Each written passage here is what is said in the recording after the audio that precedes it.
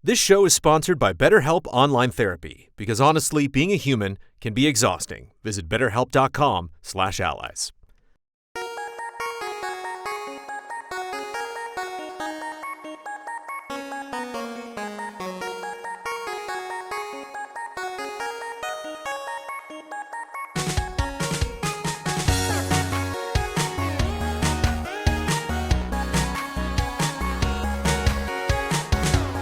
Hello and welcome to the Easy Allies podcast. I'll be your moderator, Brandon Jones. Joining me this week, panelists Ben Moore. Hello. Michael Huber. Yo. And making it all happen in our control room, Isla Hank. Hi. My co-moderator, still on break, home from break, but still on break, just to make sure everything is safe. Distinguished guests, we are here What to a discuss... slacker.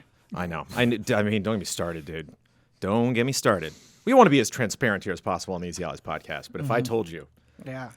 I can't even do it. The guy works so hard. On the guy's thin ice. The guy's an absolute Terminator. Distinguished guests, we are here to talk about some of the biggest events that happened this last week in video games. But before we do that, we have to answer for all of the mistakes that we made last week when neither of you were on this episode. Isla, begin corrections music, please. We're We're free. John Cusack is not in Broken Arrow. I'm sorry. That's Christian Slater. No, and it's not. I'm John thinking of Travolta. Right. I didn't think John Cusack was the lead. I thought he was the cop chasing him.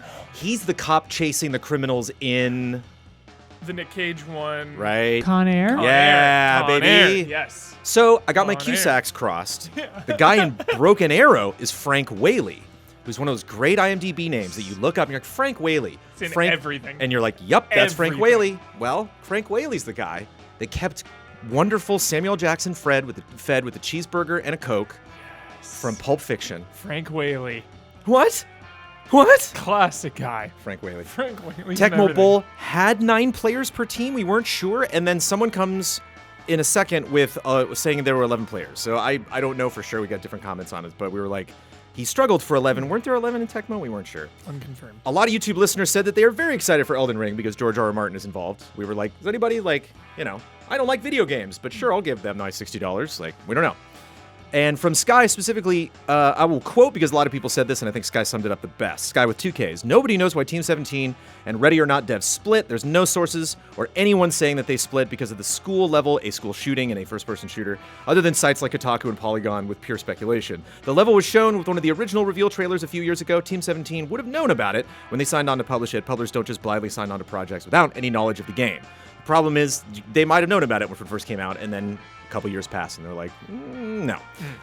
We don't know why they split up. They didn't give a reason, and it's just strange. It's just strange for a developer and a publisher to be like, we're leaving amicably. It's like, you're divorcing, or what's happening, So a lot of people are like, there's no big deal, and it's a little mysterious. And corrections music, please. Boop. Time for a brand new opening segment, Madden Facts. This is our new segment, as long as someone's going to correct me All right. about things that I said about Madden. I specifically spoke of John Madden a lot in our last episode because John Madden sadly passed at the age of 85 and had a huge impact on this industry and every industry he ever tried to be in, whether it was like commercials or whatever, selling chili or whatever. And I was sure I was going to get something wrong. Kyle Hoggeson gave me an opening segment this week. Thank you. Gave me a wonderful comment. It's worth noting 2 people in our comments on YouTube last week said we, quote, wasted time. Not quote, I'm sorry. Like, it said basically, I'm summing up, that they were like, what was with that Madden? Boy, you should have talked about Madden for a long time. I was like, he died. Yeah. But, Pay your respects. I wasn't sure. Yeah. Pay your respects. I'm just throwing this out there. I feel like if you choose to listen to a podcast, you want to waste time. That's what they're for. Oh, that's why I'm here. That's the whole That's whole why I'm product. here. That's why I'm here. I mean, yeah, I was setting up the lights. I was working on the info, and we were like, let's waste some time. Kyle Hoganson writes, Tecmo Bowl was 11 on 11, and it wasn't Madden that was the first game to have 11 on 11, but he was the first, and I think I might actually maybe kind of got this right, the first simulation accurate 11 on 11. EA was having problems implementing AI for all 11 players and wanted to just do 7 on 7, but Madden insisted it must be 11 on 11. He also pushed for full playbooks. John Madden Football wouldn't release on consoles until 1990. John Madden pushed for players to be on the cover, advocated for black players specifically to get representation on the cover. Madden asked EA to add his own commentary to the game, helping push the presentation forward. Madden understood the value of gaming way before anyone else in the mainstream did. Keep in mind, in 1988, gaming was considered a child's toy, and his name being on the cover at the peak of his announcing popularity gave incredible clout to the gaming space almost a decade before Tony Hawk. Madden, who's also very old now. Madden was universally known for in the United States at the time, so even your grandparents could have seen his name on the cover and understood who he was. As one of the few sports fans and EZA fans, Madden was an unparalleled icon to me in gaming and in sports. He will be dearly missed, and his legacy will probably live on for generations past his actual life. How long will this opening segment go on? We will find out next week. Tony Hawk's only 53. He's not very old. He 1 foot in the grave. go in, yeah. Old. Go ask 53 is old. go ask a teenager how old 53 is. Yeah. 53 is old, but like Go ask. Yeah. for, I'm for not- someone creeping I mean, up when I on was a 50 kid, themselves. I mean, felt like 30 was that's ancient. 10. Right. Yeah. That's 10 Yeah. years older than me, man. Like I got yeah, I 10 got years. a foot in the grave. Hello. Have you seen these grays? I tried to hide them on this podcast, but then you brought in the new better cameras and the close-ups and everything, and I'm like, it's time for our Q1 2022 preview. Formerly given different titles, I got a new one for you. Basically, what we're going to do is we're going to look at January and February and March of 2022. We're going to pick the game we are super excited about and the game that we're a little nervous about. Not the best game and the worst game because, spoilers, none of us have ever played these video games. So we can't speak to the game quality. We're just talking about our hype level. Not necessarily true. and Because blowout. I've played Elden Ring. Right. You haven't played the Same. full. You don't have the full game in your hand. There you Right. go. There Thank you go. for There you clarifying. go. Yeah. Very important to clarify these things because I feel, and this is a compliment for all of you, for Isla in the next room as well, I think our opinions matter on this issue. I think we spend a lot of time obsessing and freaking out about these games. And so I think going into, especially it's January now, you know, I think Deep Rock Galactic already came out, but it's like, it's on the PS, it's on the new PS Plus game, right? So it's like a lot of these are What a interesting fun game. games for us to talk That's a about. fun game, yeah. Monster Hunter Rise already came out, but it's on PC on the 12th. Yeah. It's getting out of beta. So I'm going to need you to tell me what your game is you're excited for, the game is you're nervous about. When I name the game that you're excited about, I want you to say, gimme. Gimme. Gimme. Gimme. Give me more. I mean, a game. Was that the song? Gimme. Yeah, okay. Totally. 100%. When I say the game you don't want, I want you to say shimmy. Shimmy. And you're Give like, me a shimmy? What are we dancing here? Shimmy away. No. We're looking at the dictionary for the word shimmy, Yeah, I want which to- says to vibrate or wobble abnormally. Ooh, that's a good definition. I love that. What game on this list is making you wobble or vibrate abnormally? Can And Isla just put up the rule card. Thank you so much, Isla. Can I throw a curveball? Very essential. Can I have a game that both I want, like it's a gimme and it's making me shimmy? So you want to give me shimmy? I want to give me shimmy. Can I Yeah. do both? We can give yes, but you have to call it Gimme Shimmy Tensei 5. Gimme shimmy Tensei 4? 5. I said 4, but it should be 5. I'm sorry, I said 4. I actually said 4. Gimme Shimmy Tensei 4. Ford Motorsport. Good. It's both. Because I hear you. Yeah, and you know Huber's going to come up with 3 of those now. Oh, yeah. Okay, we start off January 2022 with those 2 games that I mentioned, Deep Rock Galactic, which feels like a Huber game for some strange reason. I get Red Faction vibes. I get Dwarf vibes. I get co-op. We played it on Yeah, stream. We streamed it. We had Right. a great So time. it's been really on, fun. Yeah, it's been on it is PC fun. for a bit. Probably early access. I'm not entirely sure, but this definitely feels like another. specifically PS4 and PS5. It's coming Yeah, too. So It's a game that is perfect for streaming. Totally. I'm just attracted to the whole concept of it with the logo. It's like it's like one of those things that You I'm can like, get drunk and cheers people. I Jones. love digging. I love love doing construction. Monster Hunter Rise on PC.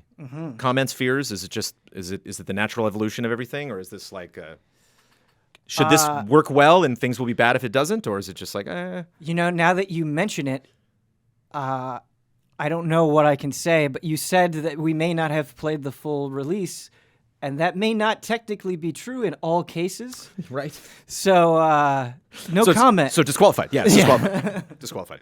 Players Unknown's Battlegrounds goes free to play on the 12th. PC, PS4, Stadia, of course, and Xbox One. I forgot it was not free to play. Yeah, what did they? Should we spend time trying to figure out what they could do to forgot. remind you, or What are you is talking about?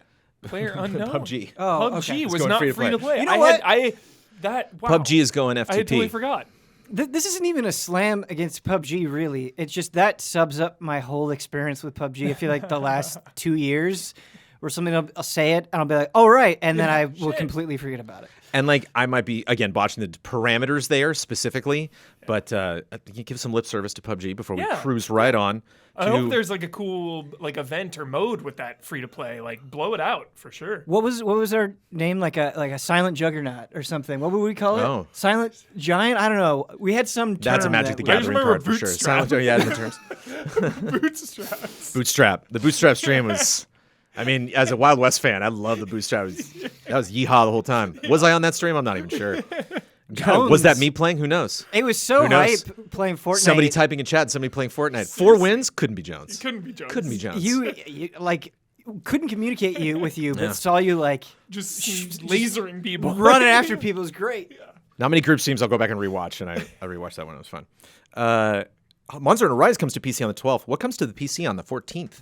God of War? It does. Yes. God of War.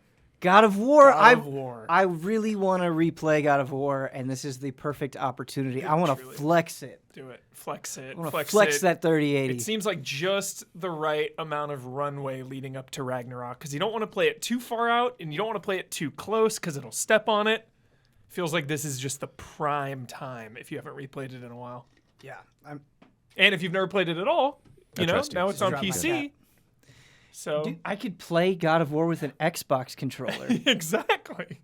That's wild. How we doing on God of War Ragnarok hitting 2022? Confident. Yeah? Confident, but like Ooh, I feel where like it's a coin flip. I would have originally said March 2022, but now I'm going with November 2022. Oh, we're talking about Sony picking up Deep Rock Galactic there and getting that out in front of people's eyeballs. It depends on how many COVID variants happen, I guess. There might be more by the time this podcast airs. We don't Yeah, claim we to don't know know. or We don't know. name or identify. Coming to Game Pass Day 1, Rainbow Six Extraction This, I was very, very close to making this my shimmy. on the 20th. Yeah. And it's not even that I think it will be bad, but I feel like it is one of those games that is already forgotten. Yeah. Like, there's just no hype. I feel like it's something that will get like 2 days of attention and then everybody will move on. I just don't see the hook, or I don't think the game or the marketing have done enough to really build up hype this close to release.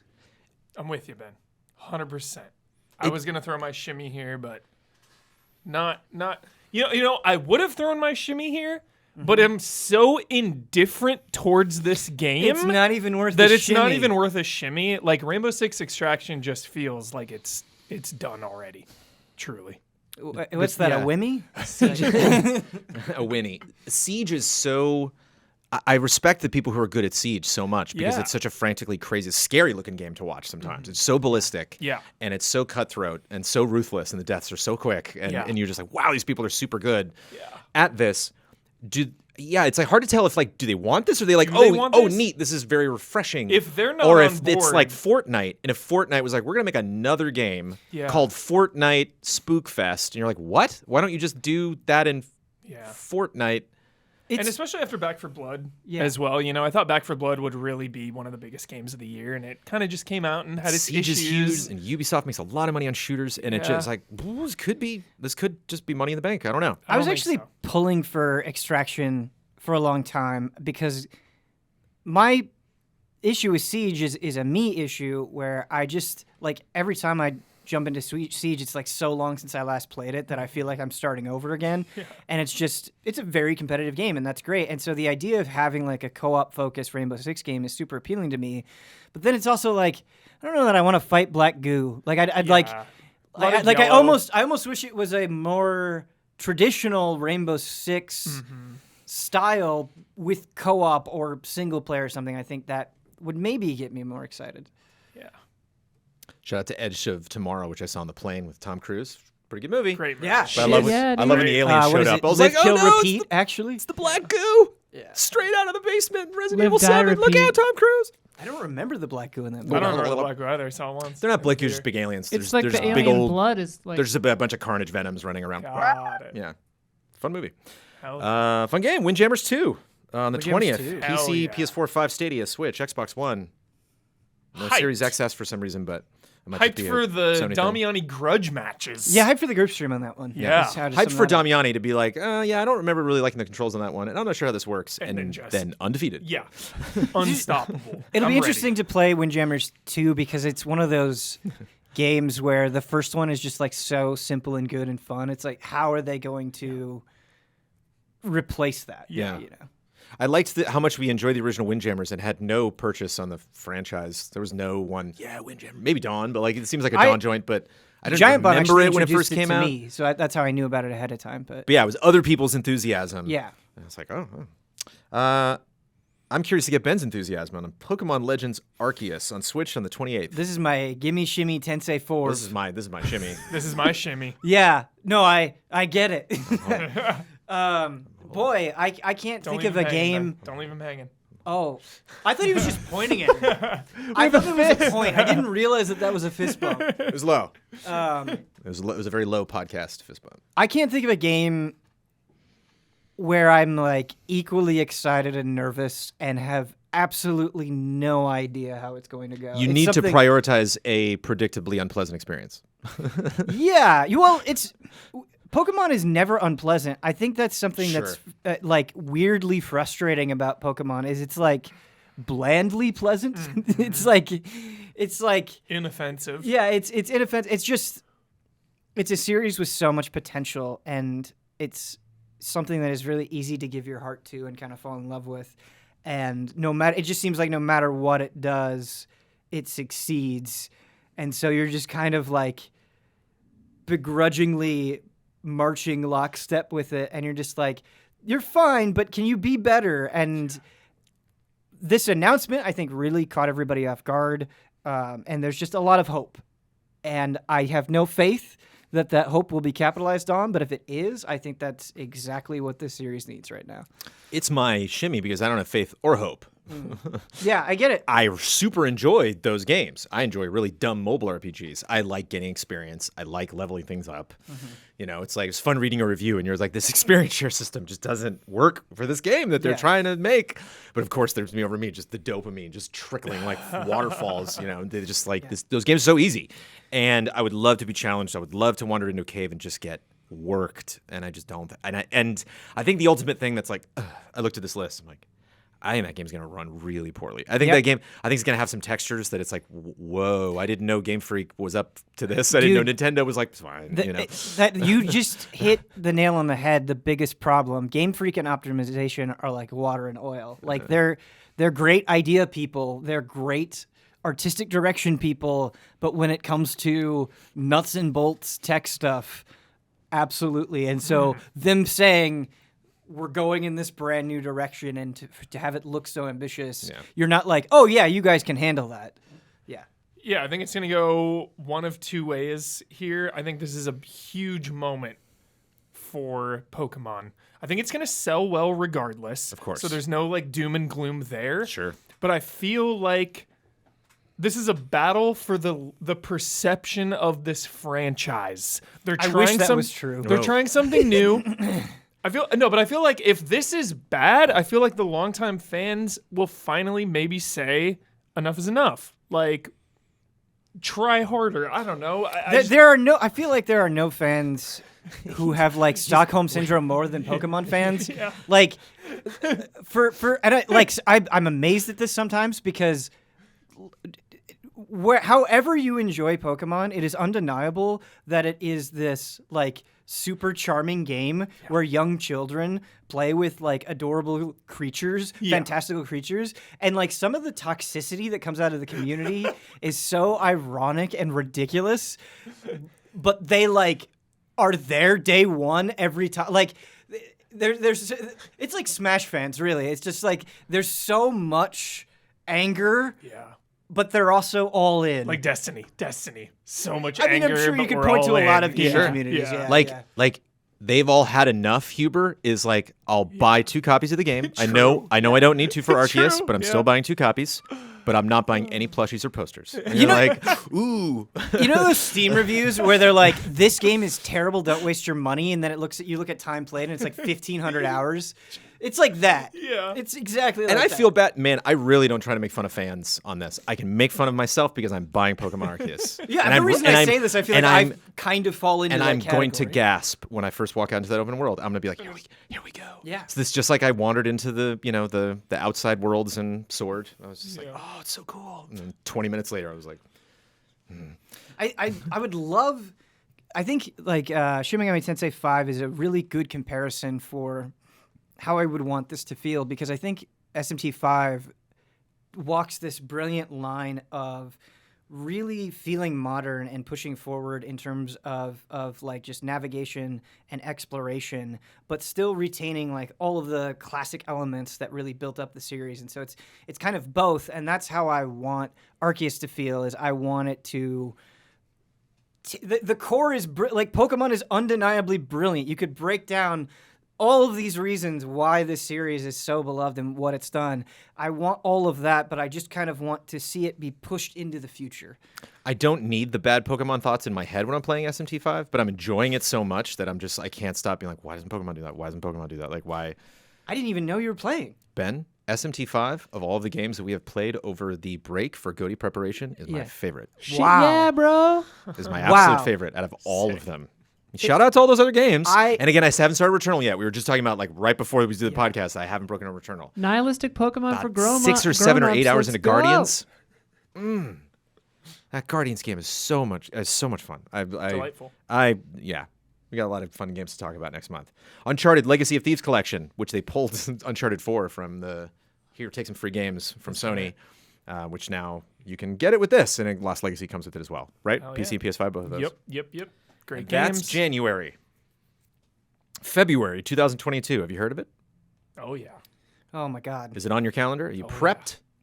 Should I skip ahead, or can we start with Life is Strange Remastered Collection on the 1st? Hyped. So hyped. Super hyped. I don't want Digital Foundry to poop on this game. I don't want No. people to be mad about it. I No. hope this comes out and just It already and looks just better makes the than world it a better ever did. place. You Yeah, know, it looks great. The original is a little rough around the edges, but it doesn't so- matter. It's Yeah. the visuals are like the least important thing about that game. Yeah. And like know. all done new mocap and everything, like they're giving this I a hope lot so. of love. It's definitely more than your average remaster. Just expectations can be weird, especially when people haven't played it in a long time. Maybe people Or haven't they played, never played the it. first one and didn't play anything else, and they're just like, God, it affected me so much. And they're like, what did they do to these weird Yeah. characters? Are like, that's not based on any analysis I've done. I love this series, and I wanted to It's just just GTA Definitive Edition. don't do that. Don't do that to Life is Strange. Yeah, that's totally what it is. The jitters. Give me the shimmy jitters. The Waylanders is coming to PC. Waylanders, Ben. Don't know what it is. It's Divinity. It's a cartoon-looking Divinity. Nice. I say this with reverence because I love the game I'm about to mention, but it is a very particular aesthetic. It looks like it was made in Dreams. Waylanders just kind of has that Dreams roundness, like kind of wide focus, like, so kind of infinity cartoonish-looking characters. But Saying it's- it may like just based on that screenshot, saying it looks like it came from Dreams is Spot on. Spot on. Or Immortals Phoenix Rising. But Yes. watched a Very good. huge chunky gameplay clip of it, and it's freeze the combat, tell this guy to light that dude on fire, tell the guy to do, make the fire hotter, like all that good stuff. Man, it's weird. Like, whenever you bring up a new Divinity or something, you compare it to Divinity, it's like, man, I'm just waiting for Baldur's Gate 3. Yeah. It's like I'm just biding my time until that I game should- yeah. fully drops. I think when Baldur's Gate 3 comes out, I'll be saying Baldur's Gate 3 instead of Divinity Original Sin 2, Sure. But That'd be great. I know you do know about on February 4th. Anything on February 4th? I know the February dates might be floating around. Dying Light 2. Dying Light 2! Stay Human. Dying Light 2. I Which is part of the started, title. The following yesterday. Sick. Nice. Yeah. So fun. Yeah, little you've Zoom spent a lot of buggy, time right? with the series. You and I were actually Yeah. like planning ahead and being like, hey, which one of us should fight for that meat on the bone, and maybe Yeah. like get advance on that game, because I played Dead Island and I was like, this developer is starting out and maybe going places. And I played Dying Light 2 or Dying Light. I'm like, this is better than that, so I can't wait to see the next thing they do. And I think it will be better. It's taken a while. It's had some weird Long time. dev issues and weird marketing but Dying Light is one of those games that I feel like fits into this really weird pocket where it has a lot of really good ideas and isn't maybe always able to execute on them, but you're like, man, I bet if they did a sequel right, they could really Totally. make something that could stand toe to toe with some of the bigger, first party stuff. And so that's what I hope for with Dying Light. I mean, that's a tall task right there, but just running around that world, the beginning. Excellent melee combat, excellent traversal, and the nighttime mechanic is so cool. Like those three things, just as a foundation, are phenomenal. I just hate how the guns completely upend that tension. Oh, sure. Yeah. But I was all about like the two-handers, just boosh. I love the drop kick as well. The drop kick. Yeah, seeing like their skeleton. Dude. Did you get a fear heights when playing Far Cry 6 at all? Like, was there any of those thrills where you're like, whoa? I feel like I kind of feel invincible, right? Where you're like, I'm not worried about fall damage. Yeah. Whereas, there were some nail-biting gameplay scene things I saw at E3 with Dying Light where I was like, that's terrifying because I know I fall dead. I got to do this whole jumpy thing over again. I was going to say, I don't know if I've ever gotten a fear of heights in games, but I think about the beginning of Dying Light 1 where you're going across that, like, crane thing, right? Yellow crane thing, that, and you're like swaying, or even like just not like a phobia, but like Shadow of the Colossus. Like anytime a game, you're like, touche, this is tricky. Like I'm a little nervous about jumping off this thing. Remember the under the bridge sequence in Half-Life 2? You're just like, I can barely see the ground. Ollie Ollie World. Speaking about staying in the air. Two, I guess the bridges. Yeah. Ollie Ollie World. Staying on bridges, staying on signposts. Hyped. Based on experience with Love Ollie Ollie. Ollie 1 and 2. Phenomenal games. It's one of those one more time games where it's just like one more time. 45 minutes later, you're still grinding rails. This one just seems more artistic, more not open world, but like bigger stages rather than like the bite size. More different routes to take, more decisions. Exactly. You're like, I got to do that again because I want to just see other stuff. I love California games so much that like I love this franchise. I've never played it, but I love it so fun because I want this kind of stuff to be around. Talking about previews, talking about testing games. I have played Sifu, which comes out on the 8th, and this was almost. I think this was third place on the list of me. Like I cannot wait to play Sifu. But so hyped. I am looking forward to other things more than it. But loved what I played and check out our preview on easyallies.com. Had a grand old time. Check that out. Combat system really works. Just that it was the kind of leveling where they were like, and here's how leveling works. I'm like, don't even tell me because I can't level in the preview. I don't want to know. Like I will dive into this stuff later. And I would go into bed being like, I suck at this game. And I get up the next morning. It's like, I'm a little bit better. Okay. We also did a preview on Crossfire X. Which comes to Xbox O, X, and S. Remedy. On the 10th. Feels like Black on PS2. Crossfire X, Ben. Yep. Cool game. Seriously, this game's cool. I have nothing to say. I was at the Game Awards and they had a trailer, and I was like, "Have I seen this trailer? I can't tell. I think I had. No, is it new? I couldn't tell you. Cool game. Yeah, it's got that Remedy flair in there. It does. It feels like. Does it have FMV? It does not. No, that I know of. Super CG. But it has slow motion. Yeah. Big budget. Bullet time. It has bullet time. They need to cast some people in that. Edge of Eternity is on the 10th. Yeah. That was the name of the JRPG-like game that I played on Steam, right? Yes. It was, if I'm thinking about it correctly, it was one of those games that I just took a look at and talked about on Frame Trap. But rough, no doubt. But if you like those types of games, just kind of interesting to see it from a more independent perspective. Yeah. Small team of passionate JRPG lovers, quote, on Steam. Nice. Comes to Switch on the 23rd, but it will come to all the PlayStations and all the Xboxes before that. Lost Ark on PC. Play Lost Ark. I've been wanting to play Is this Vin Lost Diesel? Ark. On the 11th. No, that's Ark 2. Okay. Yeah. Shit. Sorry. He could be in sorry. it. So he sorry. might be in it. And I just finally saw Fast 9 was all Indiana Jones and stuff, and it's just like all I can think of him with a torch in a cave. What is the proper description for this? Action RPG MMO? Is that how they're billing it? Free to play. It's just a free to play MMO. Free to play was the biggest word on all of their websites and all the places I found. I but see. It looked very action heavy. It was announced at TGA. Here it comes. It's coming out on February 11th. You make a good action RPG. You've got me halfway in the door, I feel like. So. But if you make an MMO in 2022 and you have, New World and World of Warcraft clipping at the heels of Final Fantasy XIV, where do you Is make a World of Warcraft place? clipping at anything? No. Fair.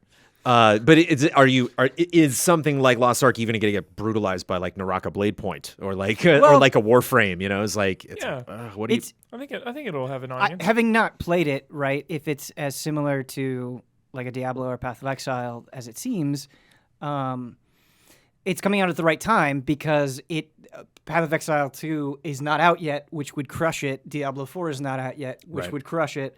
And so I think it's kind of just at that right point of release and has been out in other territories. And so people have played it. They do have experience. There's kind of an audience already. It just went through beta, I believe. Right. So, yeah, I think it's the right thing at the right time, potentially. Some big games coming out later in the month. Huge. The Lost Ark might have a little bit of difficulty with.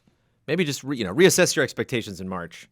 Starting off with not one of them, Dynasty Warriors 9 Empires, which is out on the 17th. It was out in Japan last year, and did some reading up on Empires. I'm like, that smells like another franchise. And it was like, I guess they make a Dynasty Warriors and then they make an Empires of the Dynasty Warriors. Yes. So you get one for each. Yeah. So this was the Empires version of Dynasty Warriors 9. Yeah. Normally, I want to check out anything Muso related, but Dynasty Warriors 9 is real bad. Yeah, this is the 17th. Also on the 17th is the King of Fighters 15, which you're probably going to be playing instead of Dynasty Warriors 9. Yeah. Which Dynasty Warriors is going to be on every console in the world, so I don't know if it's going to be on Luna anytime soon, but you can get it on other stuff. King of Fighters 15, PC, PS4, PS5, and Xbox Series X and S, and it looks very good. Yeah. Visually, just for me. Just big looking moment at the trailers, for this it's like, franchise. It's a big, pretty old fighter that likes to show itself off. And I always like it when you have, King of Fighters 15. I always like it when you have such a storied fighting game series 15. And they introduce new characters and you're like, I want to play them, right? Because King of Fighters is about having these giant rosters and it's like, I'm super excited for the newbies. It's awesome. Saw about 40 minutes of that Mortal Kombat movie on the plane. I'll watch the rest of it sometime, but I was good. 40 minutes because it doesn't get. You watch the best part. Oh dear! Yeah. I kind of like Yeah, Kano. it doesn't get I better. kind of like Kano. They were in the desert. Kano's like, we're in the desert now. I watched 40 minutes because we landed. I was like, all right, we're done. Yeah. I think it's still on HBO. I had a flight that was we were delayed for an hour before taking off. Yeah, we were delayed so when we landed. wouldn't be delayed an hour when we landed, and then we were delayed an hour when we landed. So I got to watch Quantum of Solace and Skyfall in a 3-hour flight. Those were tempting. Did you fly Delta? Yeah. Yeah, I saw they had them. It was pretty gnarly. Oh, we were delayed in LAX. Fun stories. Everyone wants to get caught up on how. Because that's the other thing. When passengers are late, they want to talk to the other passengers about how we're both late. That's the best. We're both late. It's like, I know. You ever seen Let's have a Passenger conversation about 57 with Wesley Snipes? Of course I've seen Passenger One of my 57. all-time favorites growing up. There's Passenger 57, but then there's also the Drop Zone. Drop Zone's great. Yeah. But I was always The part of pseudo-sequel. Passenger 57. If you take Passenger 57 and Point Break and put them together, you get Drop Zone. Really good soundtrack, that Drop Zone. I have no idea what you're saying. Also on the 17th, are you going to play King of Fighters 15 or Total War Warhammer 3 on the PC? Looks hype. Looks probably hype, be good, and I think it's yeah. going to be huge for both of those franchises, The which are already last huge. time- I really would like to play Total War Warhammer 3. It is coming out at a bad time for Brutal me time. personally, but I would really like to. Yeah, The dabbling that I did in Warhammer 2 was fun. sick. The PC Gamer did it was on the cover like a couple months ago, and I was just reading all about Warhammer 3, and it was just about like the different factions and like the like villainous faction now is all about like fast attacks, like getting in there, and just seemed really focused on like these smaller scale battles within the larger context. I was intrigued. I remember when we did the Warcraft retrospective at Game Trailers, and I'm talking to Marco Rosado. He's doing a lot of research. Shout out to Patrick Morales, who's doing a ton of research. And I remember learning about Warhammer. Like, I knew about Warhammer, but learning like, no. They stole, like, it's crazy because Warcraft is bigger than Warhammer now, depending on who you ask, like in the tabletop scene. And Warcraft doesn't really like exist mostly, but it's like Warhammer did all of this. And then they just were like, how are we going to do it differently? And I was like, that sucks. And Marco was like, yeah, I know. It's a sad tale. And I think Warhammer is kicking Warcraft's ass right now.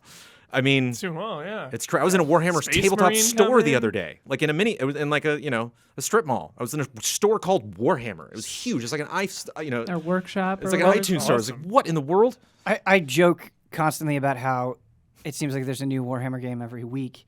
But There's one every month. There's one announced or new trailer every month. It's crazy, but on the docket we have 3 super high-profile ones with Total War Warhammer 3, Dark Tide, and Space Marine 2, and it's like I want to play all of those. Yeah. We need a arcane-style anime. Warhammer anime. Let's go. It has to. The Netflix animated Warhammer show It'd is be in production sick. right now. You know it. As somebody who is like constantly skirting around the fringes of Warhammer, and I check it out for a little while, and then I get out, then I get out, then I get in, then I get out. I have bits and pieces of it. Yeah. I would love okay, this is the entry point. Mm-hmm. We're gonna lay it on you. Yes. If you had a really sick Netflix show that could do that, I think that'd be great. Yeah. Get me acclimated in the daunting world of Warhammer. There is an anthology TV show in the works for Yes. Warhammer 40K. Perfect. And obviously, I know that Perfect. there's Apparently. a distinction And- between regular and 40K. Yeah. Right. Yeah. Somebody who reveres and has watched hours and hours of trailers over the years. Those Warhammer trailers, man. Holy cow. Those dudes got big crosses. The thing what I love about Warhammer is the warrior comes in, you're like, yeah, he's got a big hammer. And then the priest comes in and he's got a bigger cross. You're just like, what? It's just nobody, you have to, they just lift their shoulder pads like they're lifting weights. They're just you have to wear this stuff if you live in this world. If you want to fight this fight. On the 18th, my gimme, Horizon Forbidden West. Nice. Horizon Forbidden West is like tomato soup and a grilled cheese sandwich. Yeah, that's exactly what it is. Might not be the best grilled cheese sandwich I've ever had with tomato soup, but give me that.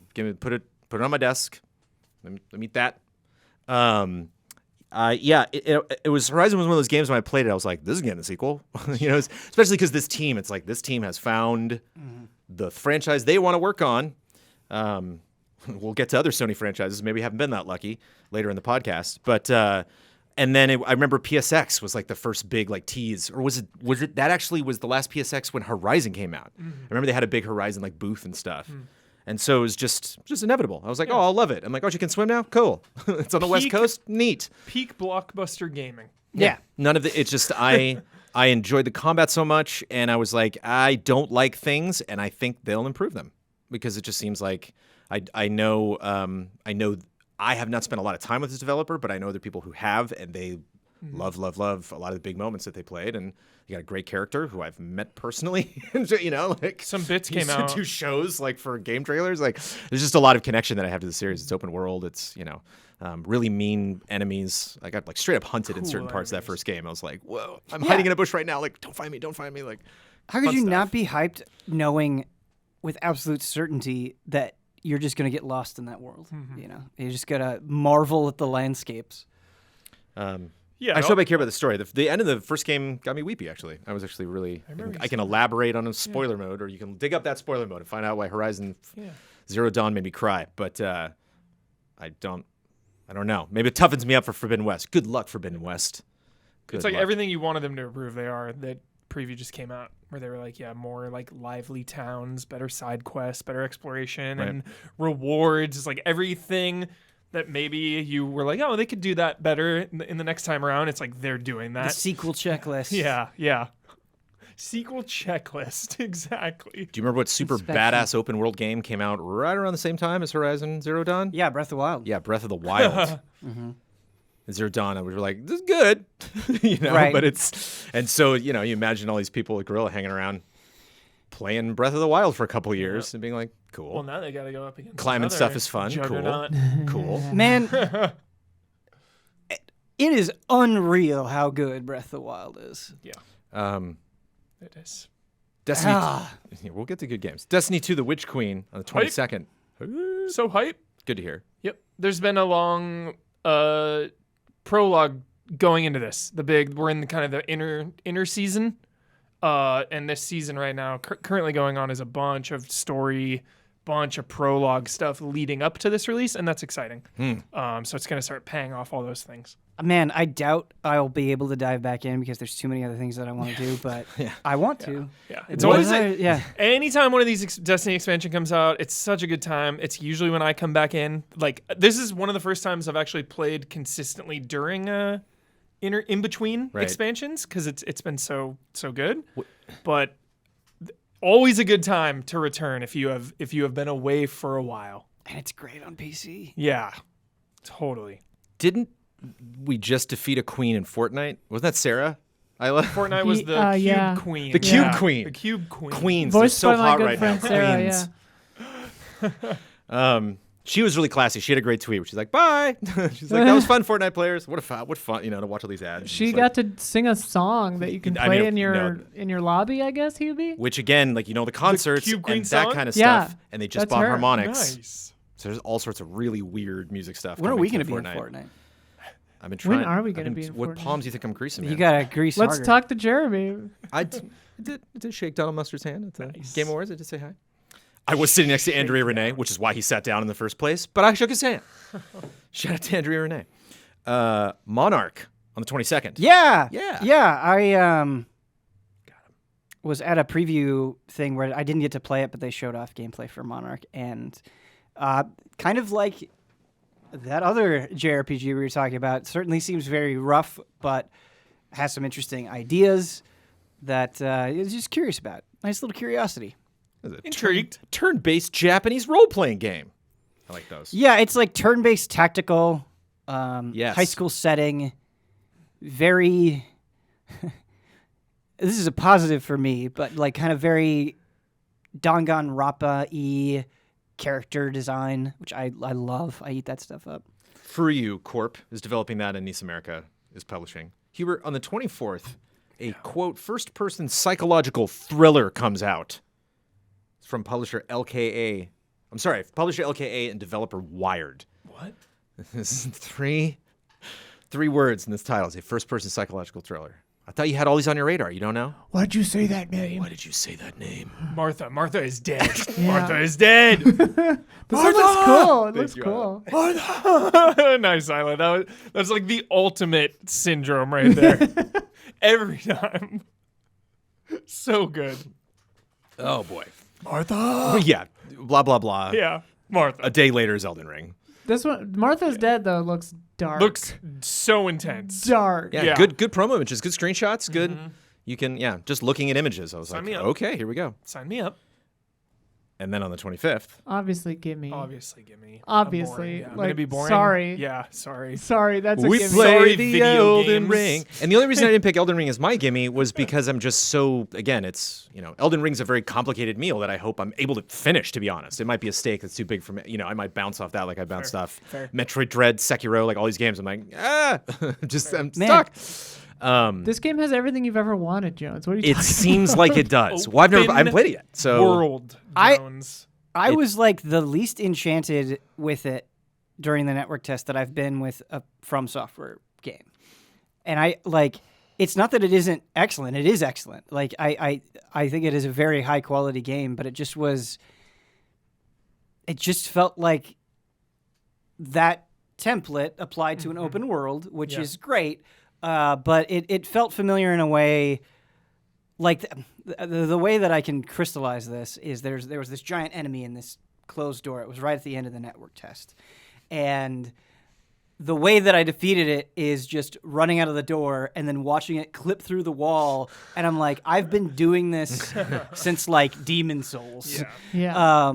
And that's fine. I love those games. Dark Souls is one of my favorite games of all time, but it just wasn't. I feel like with Sekiro, I felt like this flash of inspiration, and this felt more traditional in their wheelhouse anyway. I tried to cheese that guy through the door like that for so long, and then I finally just straight up fought it, and then that's when I beat it, and I was like, I was overcomplicating this. I was like trying to cheese it, but I agree, but also that's kind of what excites me about this one, because like for me, Sekiro is incredible and does its thing, but this one feels like the evolution of Souls, Bloodborne, and Sekiro like put together, and I'm just really excited about that. I also think it's a very good opportunity for them to address difficulty because it's open world. I feel like this will be the one where if like something is too hard, one, you can go off and do something else, or two, you can grind. Like I feel like people that maybe struggled in the past will find a way to just kind of grind it out Right. versus the other ones, where you'd like Sekiro, you can't really grind Well, and also this one, like certain parts are like are- you get to a are- boss, you have all the available upgrades up until that point. You Yeah. can't go grind and get XP I feel like in the Souls games and Like- Bloodborne, you can grind really easily. for though. sure. Yes. But Yeah. but leveling may mean more in this. Who knows?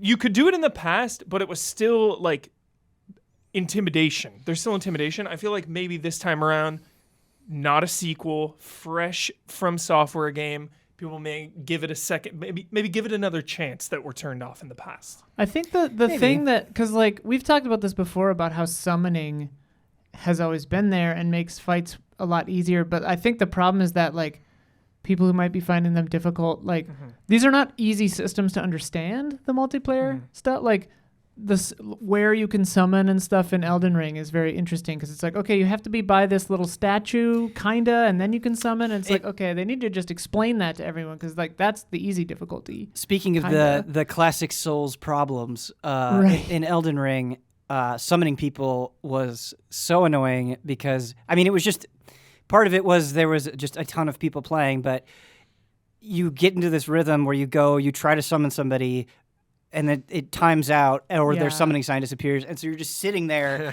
like just mashing, trying to get anyone, and it's just like, That it's I think, been this way for like since the 360 days. Like there has to be a better way of communicating with other players. yeah, just like hoping you're the first person on a Yeah. on a symbol and then you get it or you don't. Yeah, I guess what I mean by grinding too is like people were so turned off back in the day of like getting to a boss and dying and then having to traverse that gauntlet again to get back. People would just give up like immediately, like Bloodstarved Beast. Oh, okay, keep going this way. Whereas this open world now, just giving people a little more ways well, and it has a to go about checkpoint. their business instead of just It has you a know, checkpoint it's- system now. Exactly. Like I think it's going to be the most it's forgiving. Forgiving, yeah. Yes, I think it's going to be the most accessible they've ever done. Yeah, maybe this is just overly cynical, and because like I do see that happening with a certain percentage. I feel like every From game, you'll get that anecdote from somebody that's like, "Oh, I get it now," but I also just think there's a contingency of people that want no resistance, and that's Yeah, okay. yeah, That's not even a yes. criticism of them. You can play how you want to play, yeah. but it's just like. Some people aren't going to be happy unless it's like press X to win. You know, it's like, I don't know. I mean, I'll be excited if like we're talking about Elden Ring next Goaties or something, and I'm like, yeah, there was that castle thing, and you're like, yeah, did you go to that castle? It's like, I did and died 500 times. What's in there? And you were like, oh, there's a cool boss thing. I'm like, oh, cool. At least I know what you're talking about. You know, like I got there. It wasn't like a linear thing that I just got stuck at this way. I just don't want to get stuck. Yeah. You know, like Yeah, I'm that's the fine thing with about not the other finishing ones. it. I'm fine with not getting Well, credits. like Sekiro, I think is definitely the hardest one because you have to play it its way. Whereas this one, it's like find your play style. Yeah. You know, like you can do magic in this. Like I found this one not to be very hard compared to Sekiro. You know, like I think it's just the thing that I'm worried about is like, yeah, you say Sekiro, it's like you have to play this one way, but it's like I didn't play this way in any other Souls game. But it's like, you know, the magic and weapons here, it's like, yeah, I've done this. yeah. Is the only thing. It's like I'm all for player freedom, but with that freedom, I hope comes new ways to appreciate it.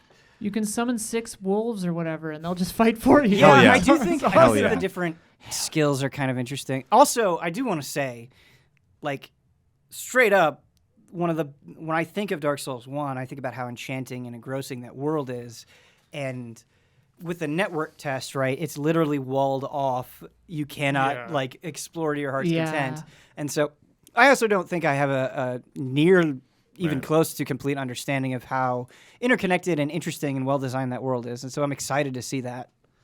Settle into it. Blood sadly will be playing Grid Legends on the 25th. He's gonna, or I assume he's not here to say really what his schedule is going to be like at the end of the month. But He'll be like playing. I assume that Well, He'll be on the track. you're going to see his name pop up, and Yeah. you'll He's be like, such a "Oh, slacker. that's We a got to track." get him to I know, cover something. I know. Except when it comes to Grid Legends, he He'll messaged be me. playing Grid Legends and then just very subtly like guilt trip us that he had to play Grid Legends instead of Elden Ring. I jest, referring to my colleague and maybe one of the hardest working people I've ever met in my entire life. But he did message me over the break. True story. And he said, "There's no more new signs in Forza." I was like, "I'm sorry, Blood. So sorry." You know, it's like new. There's a new thing, new season, new. He's like, "They're all gone." So I was like, There's so like, many of those. I it think I gives me played a too heart much. attack. 100% it. No, but there's nothing like new. You know, it's like 100%ing it would mean going back, playing something that's not new anymore, and getting a better score, whatever. Like 3-star. I'm sure there's achievements beat it with this weird car or whatever. I love logging in and seeing Blood play Halo because I just didn't expect it. And it's like, yeah, rock that multiplayer. Nice. And that's February. Woof. That's a month. Is it? I feel like there's Heavy hitters. something where maybe. Oh, sure. I mean, there's stuff. Again, there's stuff that comes out on other consoles and potentially things that I miss. Again, shout out to Games Radar and Game Informer. Where's the Silk Song Shadow Drop? I do double check a lot of this stuff just to I hope to it's know not what it in is. February for their sake. Just prepare now because when Silk Song finally gives us a release date, it's going to be like 6 months. So just prepare mentally. They're going to be like, yo, here it is, Silk Song release date, right. November. Yeah. And it's like, okay, just settle in. Settle in. Is there any game that has us more by the balls than Silk Song? Like That hasn't been announced yet. No, it's just like however they release it. Yeah. We are at their mercy. We are at their mercy. It's like you can only play it on Uplay. It's like Sign me up. Sign me up. Here's our business plan. Ben Moore's not gonna like that. Just saying. You play. In March of 2022, Elex 2, ELEX, Roman numeral 2. What do you know about Elex 2? I'm curious. It's not a game that I've played, but like I've a watched Greedfall, right? other coverage of Right. Elex, and it's like one of those janky ass RPGs that doesn't look good but is super interesting. Yeah. It's like a Greedfall, right? No, it's Mad Max, dude. Max. It is totally Mad Max. And I come into when was this, man? But with like giants and In shit? 2017. I roll it. Well, there's giants, depending on how far you go to the Mad Max universe and what direction. I went to Judges Week, and they were like, "We got these games. We got this other game called Elex," and I was like, "Cool, sounds like a rollerblade future race game or something." Yeah, and they were like, totally. "No, Mad Max open world action RPG, Oblivion, but with like Mad Max." And I was like, "Everybody, get out of my way so I can play this game." And then I booted it up, and I was like, "This game runs horribly." But that character I just met was really interesting, and oh my god, I got way more items than I can figure out. And then they're like, "All right, on to the next game," and I'm just like, "What? Okay," like speed dating. I'm just like, "Bye, Alex," and I'm like, fascinating. Then here comes Alex 2, which I didn't even know was announced, and it's coming out on March 1st. I watched the latest gameplay trailer they released, and it looks like it runs terribly, but it's such a fascinating world. Yeah. It's one of those games that cool. looks like it barely runs, but you can't stop playing it. I remember- I'm glad That's why that I those games said- exist. That's why I said Greedfall, because it just seems like that Right. swimming, Technomancer. This game has such issues, but it has really cool ideas and solid writing. I remember carry it. playing Morrowind on Xbox. Yeah. Xbox, not 360, Xbox. And I was like, this game looks terrible, but I can't help because I know I'm playing it on the wrong system. Like I played Half-Life 2 on the 360 or on PS2. I'm like, I know I'm Oh my no, the God. first Half-Life 1 on the PlayStation 2. I don't and remember then Morrowind played- on the Xbox performing that badly. Well, Maybe it just I'm- didn't. maybe I mean, if you go back from Skyrim to Oblivion, there's a visual difference. If you go from Oblivion to Morrowind, it calls back to There's a much earlier Vaseline on era. Lemons. Man, Oblivion is one of those games where when it came out, I was like, "Holy shit, this looks so good! I Gnarly. can't believe it was like a Like, real like draw gnarly. distance and next-gen foliage game. is a great. When you come You out go, of that you tunnel, go and you look at Oblivion now, and you're like, Yeah. "Oh my god!" Like Character models, You're just yeah. amazed that this ever impressed you. Yeah. But that's Alex, baby. Talked about Alex more than I thought we were. I wasn't sure if either of you were now. Alex. Yeah. Pathfinder Wrath of the Righteous was on PC last September. That's an action RPG. It's coming also on the first to PS4 and Xbox One. Last gen. Also Divinity-ish action RPG. Babylon's Fall is on the 3rd. Oh, That's my shimmy. this should have been my shimmy. yeah. I played it. Yeah. I played the beta. That game looks horrible. Have you seen it since they said it looked horrible and wanted to improve it? I saw that most recent trailer and it looked pretty bad.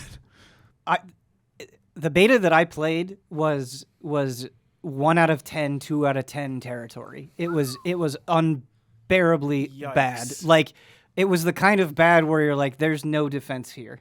Like on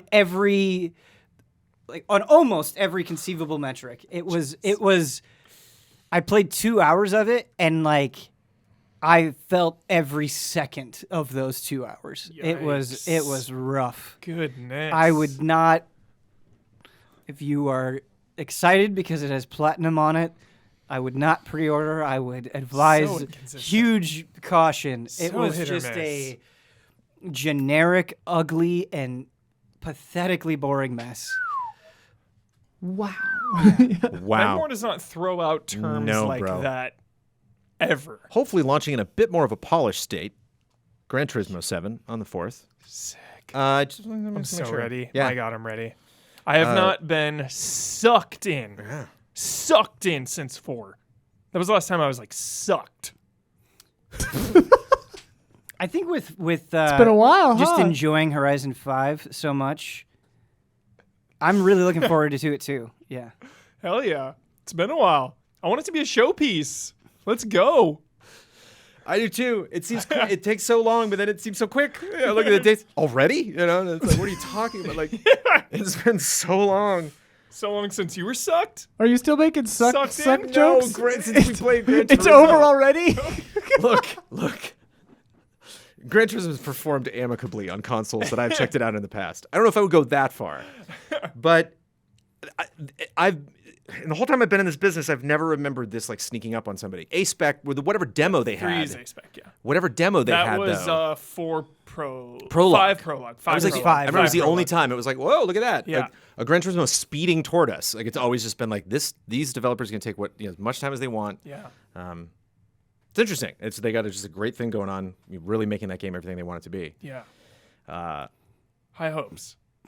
On the 4th, Triangle Strategy, Looking forward to it. I hope I formerly like it. known as Project. The thing that I Triangle worried about strategy. with Triangle Strategy is looking forward to it. Didn't play all of the demo, but checked out the demo, and that really solidified my excitement. And I'm just worried that it's coming out at the wrong time. Sure. Where I'm still going to be Playing Elden playing Ring? February games. Yeah. And a game like that is obviously, a pretty big commitment. So that is my only concern. I wish it was like April. When you make time for Total War Warhammer, Right. And like Right. Triangle Strategy is like, I'm on Right. Switch. You're like, okay, maybe I'll play before I go to bed. But Right. I have high hopes for that game. Yeah, it's also one of those games, like just in the demo, it was extremely verbose. Where Yes. it's like, Yes. you want to read, and it's not a criticism. It's just you gotta settle in for that. You have to Right. prepare yourself for that. There was a lot of reading in Final Fantasy Tactics. Worth it. worth it to read that like a tome. Definitely. You feel like you're in a museum just going through like old like Last Crusade pages. Just like, whoa. Lots of political intrigue. Spell Force 3 Reforced. PS4 and 5, Xbox O, X and S, 1, X and S. I don't know. And the this one. 8th is an RTS. It was on PC last month. Remake, remaster. Chocobo GP is on Switch on the 10th, and we are group streaming that. We are group streaming the shit out of that. That's gonna be great. I think that's I all you mean, need to no say. matter how it turns out, we will have a good time. Tunic is on PC and Xbox consoles on the 16th. Last be gen and good. current gen. Tunic. Should I be. feel like I've Maybe Gimme Shimmy Tensei for 4 of here. wanted Maybe. Just to add a little drama. Worried to because the segment. you want it to win. I want it to be a win. I Yeah, want it to be yeah. a slam Yeah. dunk. I want Yeah. it to be a death's door. Just a win. You know? Man. Just a yes, Tunic, you know? Death Door. Yes. Tunic Put deserves that on your list. Yeah. Yeah, It is. Tunic Yeah. deserves to be like that. And Shout out to Brad everything Ellis. We've seen. Who was Yeah, like shout out. Dude, Death Star rules. waving the Death Star flag. Sitting on my desktop, playing Guardians first, and then playing Death Star after Guardians is done. Or after I've played enough of Guardians to understand it. I don't know if I'll finish that campaign. Returnal, baby. Because No, I'm playing that after because it's on PS5. Because if Tunic comes out and it's just like, yeah, it was fine, it was good. That'll be a letdown after. It'll be lower than my expectations. I got to be honest. Yeah. And that's not really my jam. Not a big Zelda guy. Again, played Breath of the Wild. Ocarina of Time is the best game ever made. But like, there's a lot of Zelda I missed out on. A lot of that stuff I get stuck in a puzzle and then I just start playing another game. But I don't know. It just looks like a winner. I hope. Yeah. Fingers crossed. Death Door, very Zelda. Very True. Zelda. Persona 4 Arena Ultimax, which Coming is back. based on the latest arcade version. Fun, crazy announcement. Yeah. I always wanted to play this, Ben. Yeah. Wait. Play it. But this is Arena 2, right? Persona 4 Arena 2. It's Yes. Shit. I wonder. I don't know if you could get the Persona 4 Arena story in this. Yeah, because that'd be cool if it was like Yeah. all of it. Oh. You would think maybe, but Yeah. I'm not sure. actually. Stranger of Paradise, Final Fantasy Origin. This is on the this 18th. is my Gimme Shimmy Tensy 4. Kai.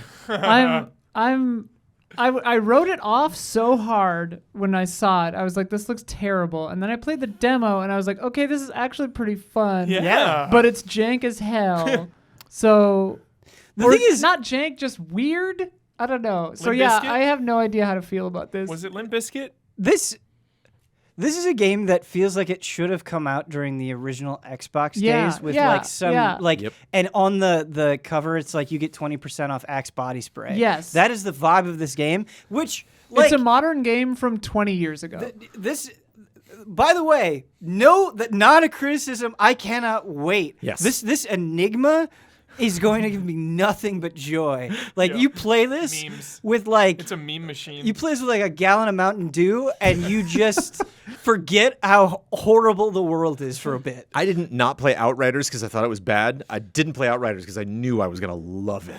And I was like, I can't do that to myself right now.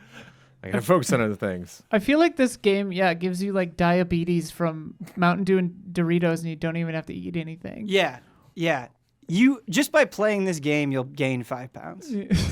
Yeah, 4 days to finish it because Rune Factory 5 is coming to Switch on the 22nd. I know. I can't wait for Rune Factory 5. I did not get to play nearly as much 4 as I would have liked. I just played a little bit, but that little bit really like endeared me to the series, and so I'm super excited for 5.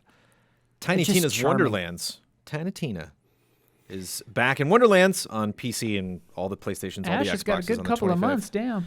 Ash is doing okay in February and March. Ash is going to have a good year next year. Man, I feel so weird about this game. Not saying that 'cause she's in those games. She is the lead of both of those games and like is it's crazy. One of them is their character name is in the title. Doing all right. Because I don't even think I talked about it on Frame Trap, but like not last year, the year before, I think I just like quietly played a ton of Borderlands 3 and like almost like 2 of the expansions and really enjoyed it. But I'm like looking forward to this, but I'm not like pumped. Right. It's weird where Empty calories. yeah. It's funny you said it quietly because I literally just imagine like late at night. No, you I know, did. I played it the super late The at house night, is yeah. asleep. The cats are Yes. nestled on the floor. Borderlands. You That's got the exactly what headphones. You got the happened. headphones on. Total deadpan Ben Moore. Yeah. Not a smirk on his face. Just like I got a bazooka in my butthole. And Ben's just like Yeah. picking up the loot, like going in, just not. That smiling is ever. basically exactly what happened. Just do I want to go Yeah. sniper? Do I want to? You know. yeah. It doesn't have a head. Like. I don't know how to sum up my feelings on Borderlands because, like, you know, I think around here we criticize the humor a lot, and I think that's justified, but I also don't know if it's as justified as we make it seem sometimes. It's crude, so, like, I don't feel too bad, but yeah. yeah, it's like I get it, but I also don't think it's like as bad as it gets memed on.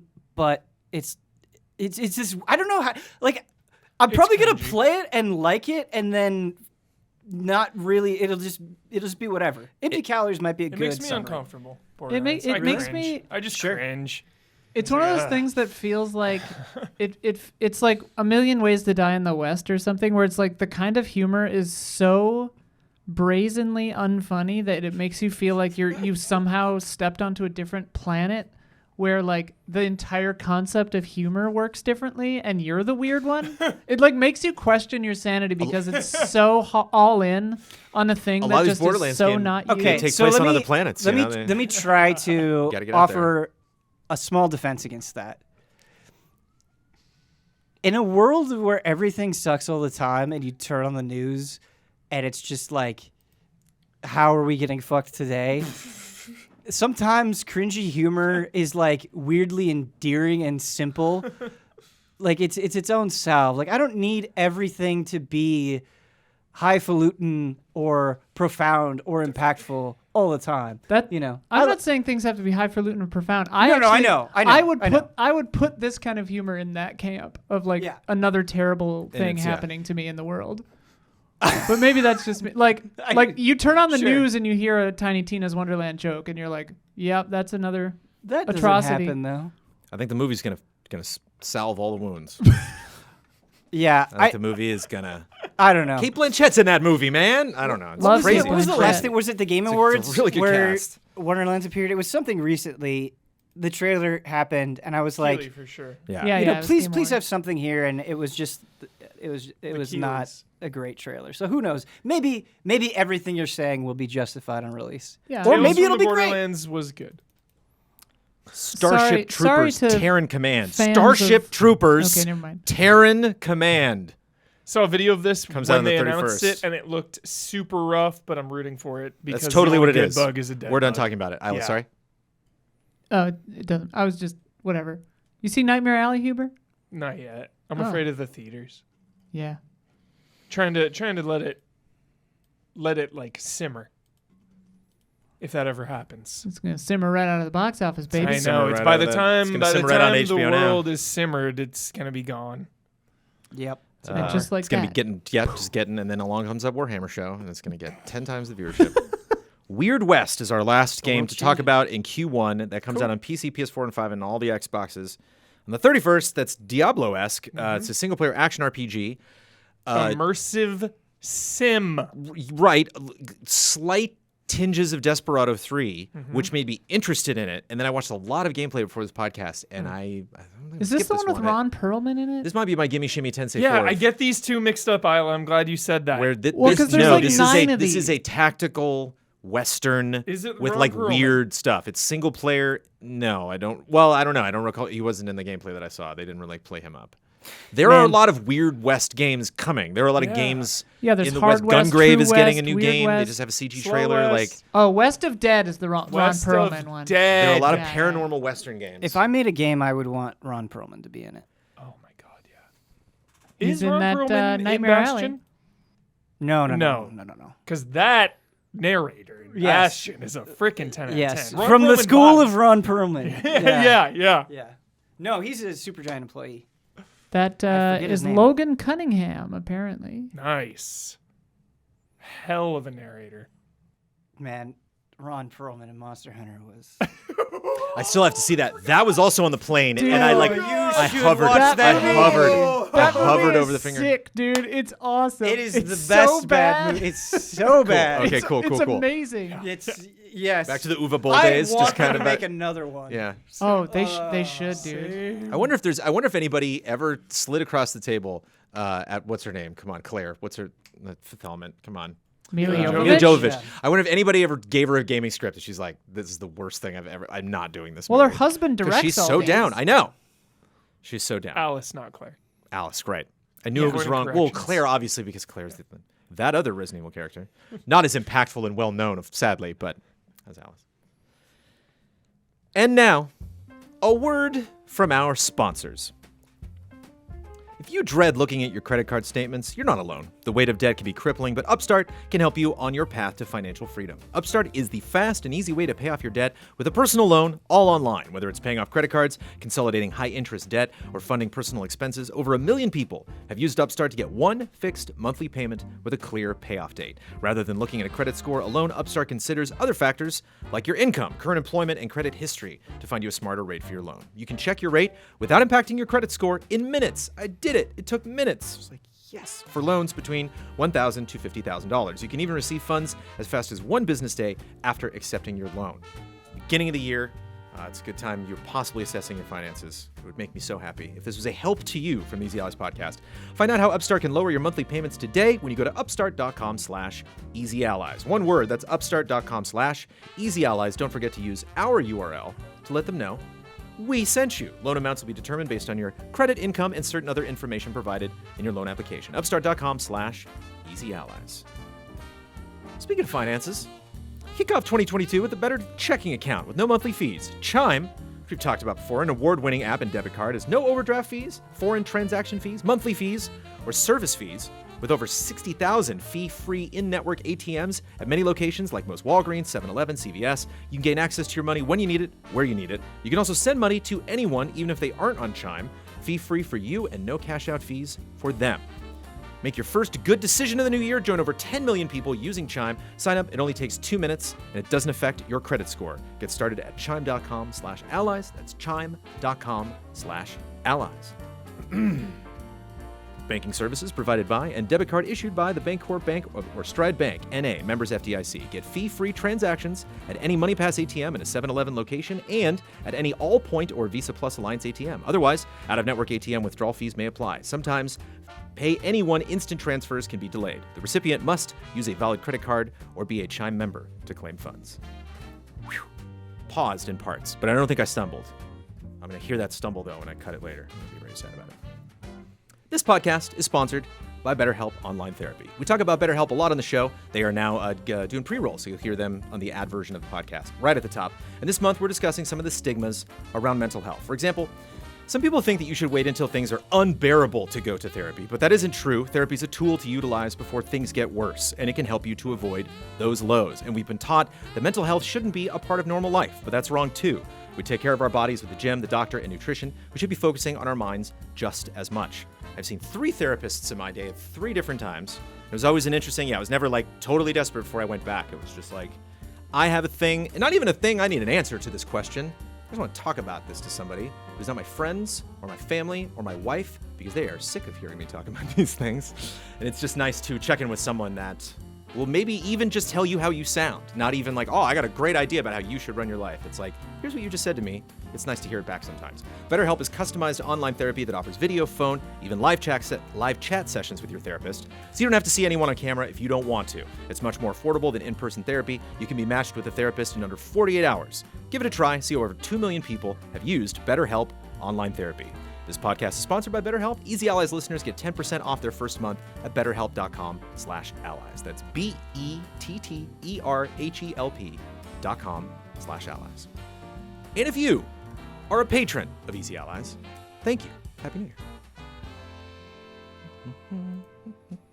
Year. CES.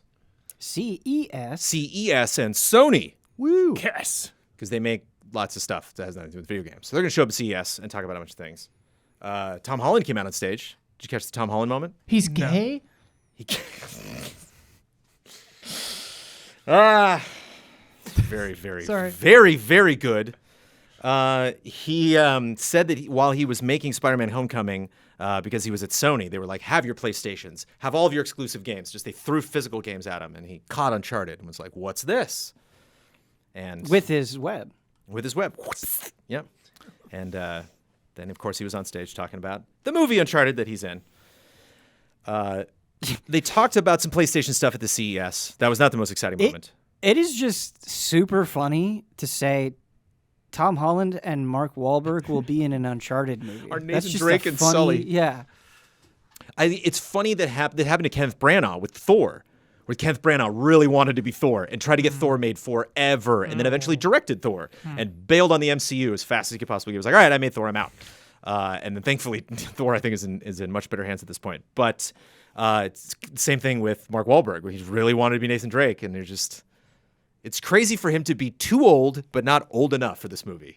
He's like both at the same time. That is weird. But I digress. It was really the PlayStation VR 2 that I think made the biggest splash at CES. At least did for me emotionally, because I'm just like waiting to see what they want to change with PSVR 2, what they think needs changing with this system. Because it's one thing if you're Meta, it's one thing if you're Valve, it's one thing if you're these big companies being like, we want to make the best VR headset It just makes ever. me uncomfortable referring to them as Meta. Right. Should I call him Zuckerberg? Will that No, there's will that nothing ease you the can blow? do.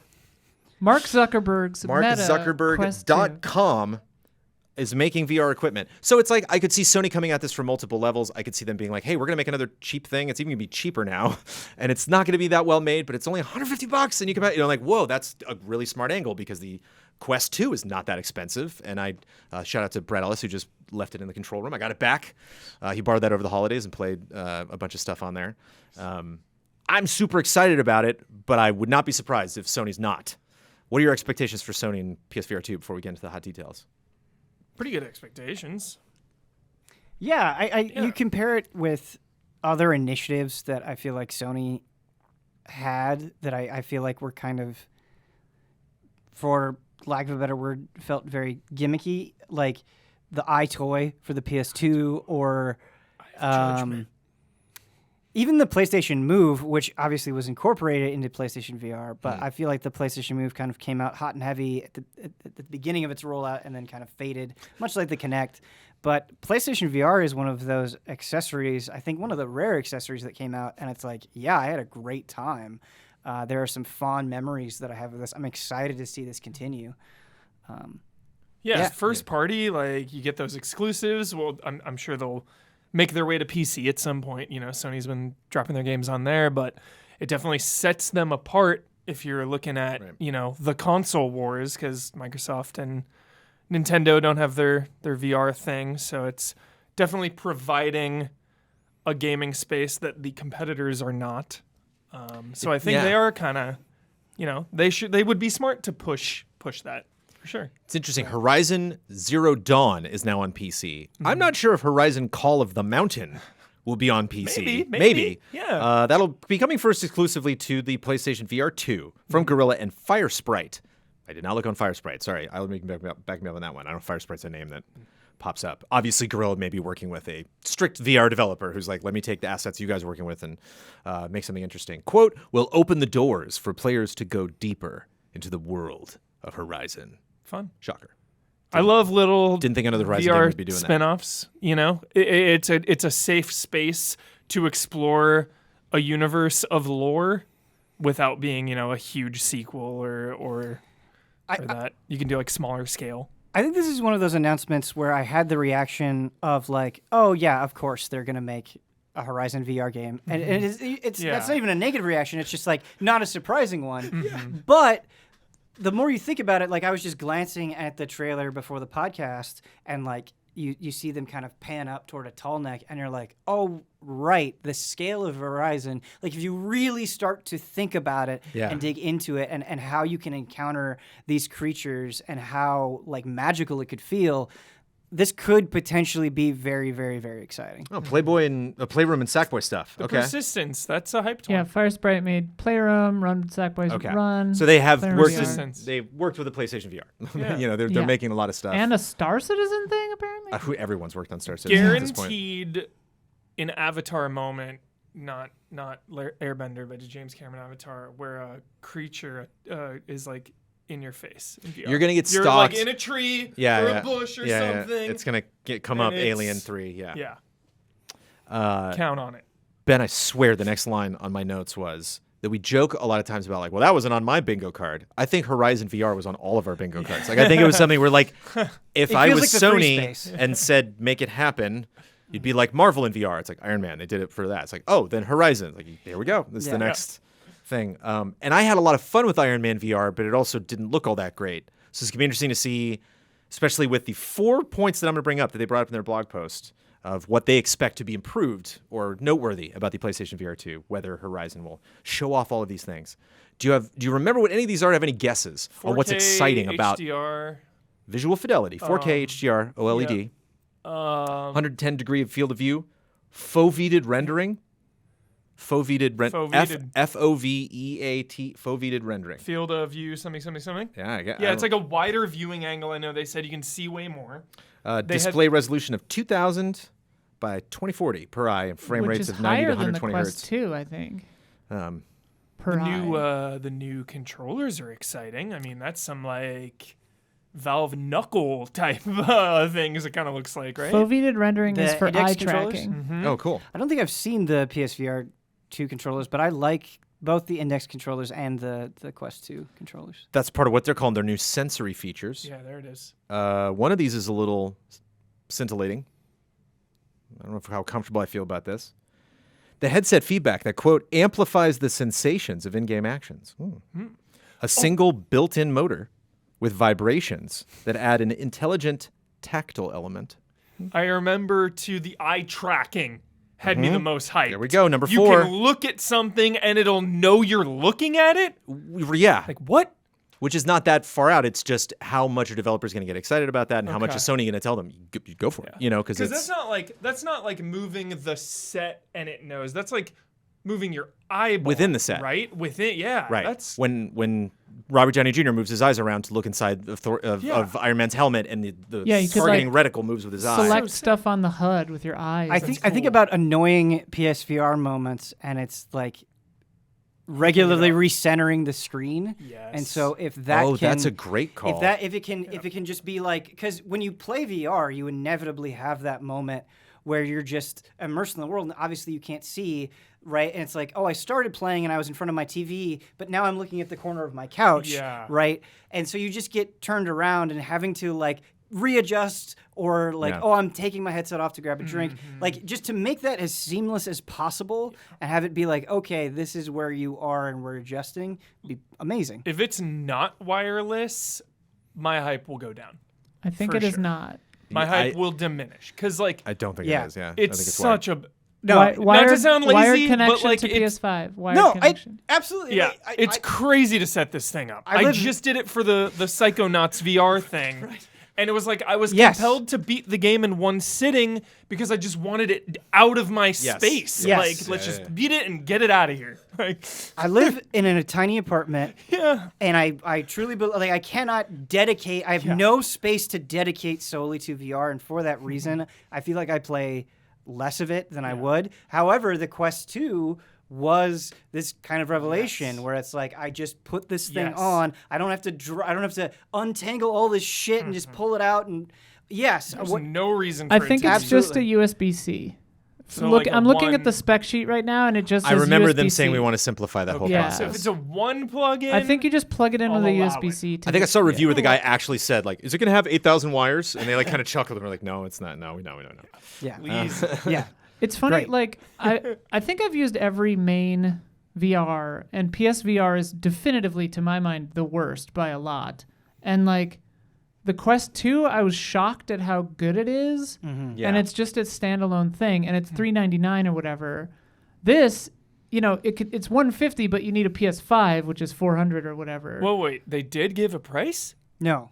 Or then this thing is way more expensive than. Oh the yeah, Quest. yeah. I thought this thing. Oh is no, not I was bad. saying 150. Like that's a way they could Yeah, go. yeah. You know, they Oh, could come out again I with the was cheap angle. shocked. They could come out and say we're This the, thing's gonna be like we're $400 the Fisher Okay, price yeah. of VR, and $300. if you just want to just buy in, you can do this. I but thought we're you never said going to say it that was they better. said it was 150, and No, I was sorry. like, how is that possible Thank you for the with, correction with on these that. OLEDs and this screen that are better than the Quest? Well, I don't, how is the Quest 2 as cheap as it is? Which Well, I that's don't know exactly. a what loss the leader? total Who is, but it's knows? still- But like, I'm skeptical on this. Which just brings 'cause me about the other VR. one was so bad. To that point in VR in general, which is everyone's losing money on VR. Like this is not so. It is a tad surprising to me to see having them come out and be like, get ready for all these improvements and all this money we're spending. We're asking Gorilla to take the time to get this game ready. Yeah. You must just be hoping for like a big couple million seller to recoup your money. I don't know. Sorry. No, VR is such a tricky beast because once you experience it, you obviously understand the appeal.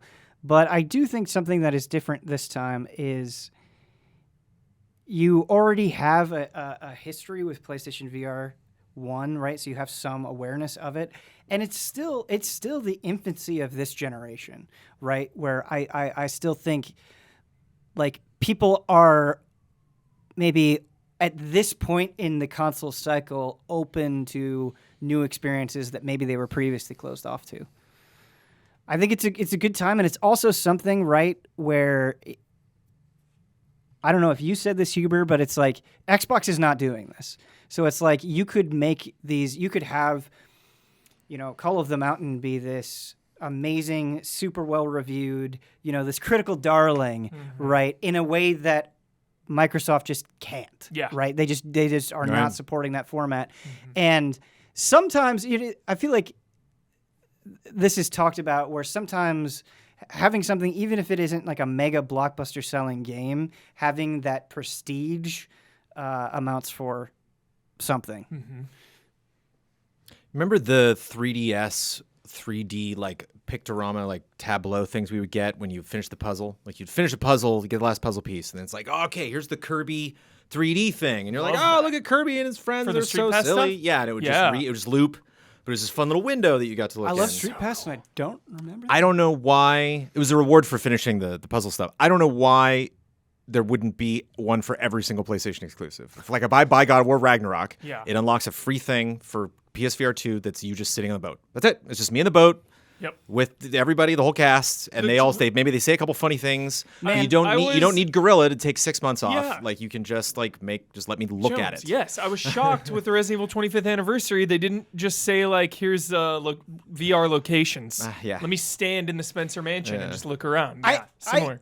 I see what you guys are saying, but I wonder if that actually does more harm than good. Where in the consumer mind, it makes it seem less essential. I think you want to, as much as possible, now that this technology has been iterated on enough, where you don't want to be like, here's the fun thing you can do if you have a lot of money. You can stand in the RPD and look around, and that'll be fun for 10 minutes. You want to be like, no, this is an amazing game that you can't get anywhere else. Also, number 2 on the list was headset-based controller tracking. So that's inside and out, body and controller. So this thing has cameras on it. It's looking at you. It's looking at the room. It's looking at that's what's great about the Quest 2 is I put the thing on and I'm not blind because it's like here's the room. You can see it. I'm like, oh, there's my cat. Get out of here. I got old overnight, man. Like, never used to get me, but last multiple times I've used VR, it just makes me ill. So I'm hoping maybe VR? We're still going game to game. I used the Vive, I think, for Half-Life Alyx and wow, Half-Life the Alyx Index. doing it's pretty bad. Did you use the Index? I borrowed whatever one. It was either the Index or the Valve, I think, or the Vive. One of those. The Vive is the one that we have here. I use the kind Vive. of old. The Index also, yeah. So I hope maybe just with the new tech, it'll reduce some of that if people have issues. Yeah, it's just I get like a little queasy from it. We'll get it I hear you. out of the box. We'll put it on your head. We'll see what happens to you. I mean, the just Index. let us know. Just be honest. The Index to me is the best VR on the market, and I was playing the Medal of Honor game on the Index, and I was like. Sick. It's not really. Yeah. I don't know if this. I mean, that was a while ago, like, but no, I felt terrible. Yeah. What I did play of Resident Evil 4 VR though, I did not feel that way. Like I was even doing Rhombus, and that's stationary, and even that I was just like, oof.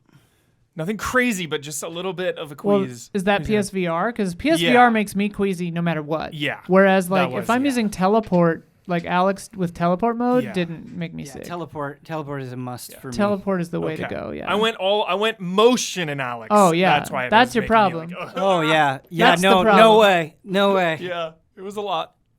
By the end of it, I was like, oh. You got to teleport. You could have had a completely different experience. You got to teleport, baby. Why don't you tell us? I did both. I did a lot. I fooled around with a lot. I did a lot. I did both. But 80% motion. For sure.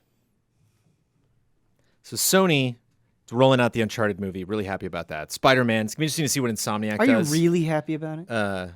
I'm happy for Sony to go make movies. They are really happy about it. Okay. I want video games. I want the world to know about video games and how wonderful they are. They do. And Sony, they're so good to those franchises. Spider-Man, super curious what Insomniac does with VR. They made like a whole big game and some other stuff, kind of like Ready at Dawn, where they're like really investing a lot in that. That Bend studio. Mm-hmm. Not one of these darlings within the Sony group. And this came out in a really interesting way this week. Ghost of Tsushima, shout out, hit 8 million sales. That number keeps going up. Sucker Punches, that keeps being a bigger and bigger success for them. Had a great DLC, great multiplayer mode that they added to it for free, and everyone's happy. But the problem is, in Days Gone in 2019, hit 8 mil sales. And Jeff Ross on Twitter, the director of the game, who's not at Bend anymore, because he left Bend, because he was like, I'm super proud of the game. He said, my last week at PlayStation, I'm incredibly proud of all the games I got to make, but also looking forward to new challenges ahead. I'll post about my plans later, but I'll be moving to Chicago once COVID calms down. I don't know if COVID calmed down for enough for him to get to Chicago. He worked on Siphon Filter, Dark Watch, Resistance Retribution, Uncharted Golden Abyss. And then Sony thought that Days Gone was unsuccessful, in his words. He tweeted this week in response to Game Informer's tweet congratulating Ghost of Tsushima. At the time I left Sony, Days Gone had been out for a year and a half and a month, and we sold over 8 million copies. It's since gone on to sell more, and then 1 million plus on Steam. Local studio management always made us feel like it was a big disappointment.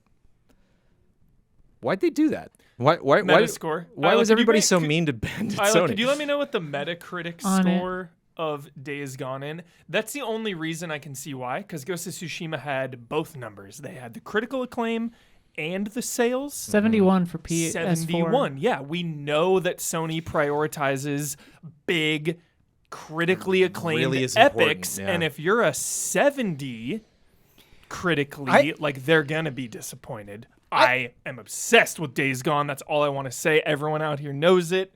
Everyone that watches, we love reviewed Days it, Gone. loved it. Also made me weepy. It's better now than it's ever been. They had the PS5 patch. Like, tempting this is to a go back. great game. This is disrespect. Yeah, I played through it well after the fact. I played through it in 2020, and there's certainly criticisms you can levy at that game, but Awesome game. 71. Isn't that crazy? I- It blew me away when that happened. I mean, I guess It almost makes me feel like Days Gone is just the result of cynicism. Yeah. And like, I don't know. That Yeah. game, It's has- so much better than a 71. Damn it! It's so much better than that. it has so much heart to it. And it's like one of those, if you announced Days Gone 2, I'd be like, I can't wait to play that. Like, Yeah. Days Gone, really long game. Yes, for sure. My wife and I, when we finished it, were like, we're really happy we A little played that. long-winded. Yeah, definitely one of the criticisms. Overstayed its Long-winded. welcome, just Yeah. a touch. Yeah. But just any experience where I can walk away from being like, I was really attached to those characters and I enjoyed, you think about, I think it's just one of those things where I think you announce it and it's so easy to just be like, zombies again. Yep. Yeah. Open world You know? again. Yeah. It's Try just hard like, protagonist post-apocalyptic. again. that's what I mean by cynicism, where I think it's like so easy to.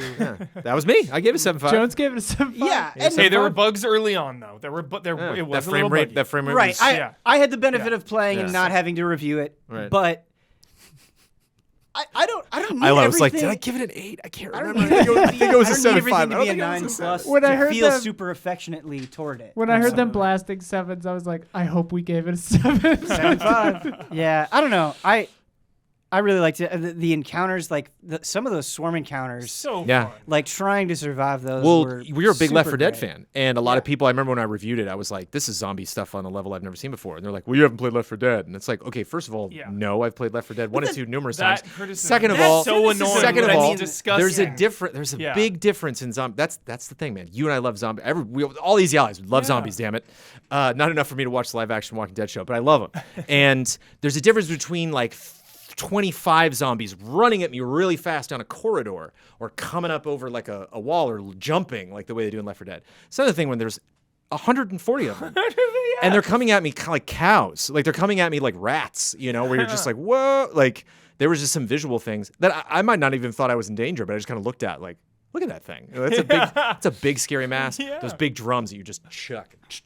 Like I think the reason always why make sure I had at least one of those ready to go. I talk about the cynicism. I feel like I had that same cynicism to Days Gone. Like I am critical of that cynicism, but I think I went through the same process, and it's one of those games where it's like, oh, I'm really glad I played through it, and so I hope people give it a chance. Clearly, Yeah. it's selling well. The PS Plus thing helped for sure. But Bend has now lost its lead writer on Days Gone and the director. Yeah, I they're just going would on to love make another things. one.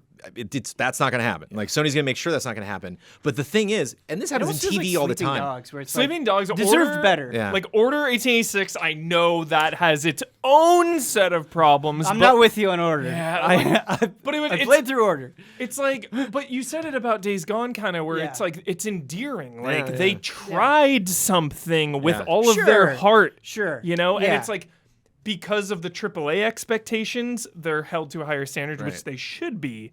But I also appreciate when a AAA studio does try to do something different. And like Days Gone was like all of these similarities, but they still managed to make it its own, So I don't know.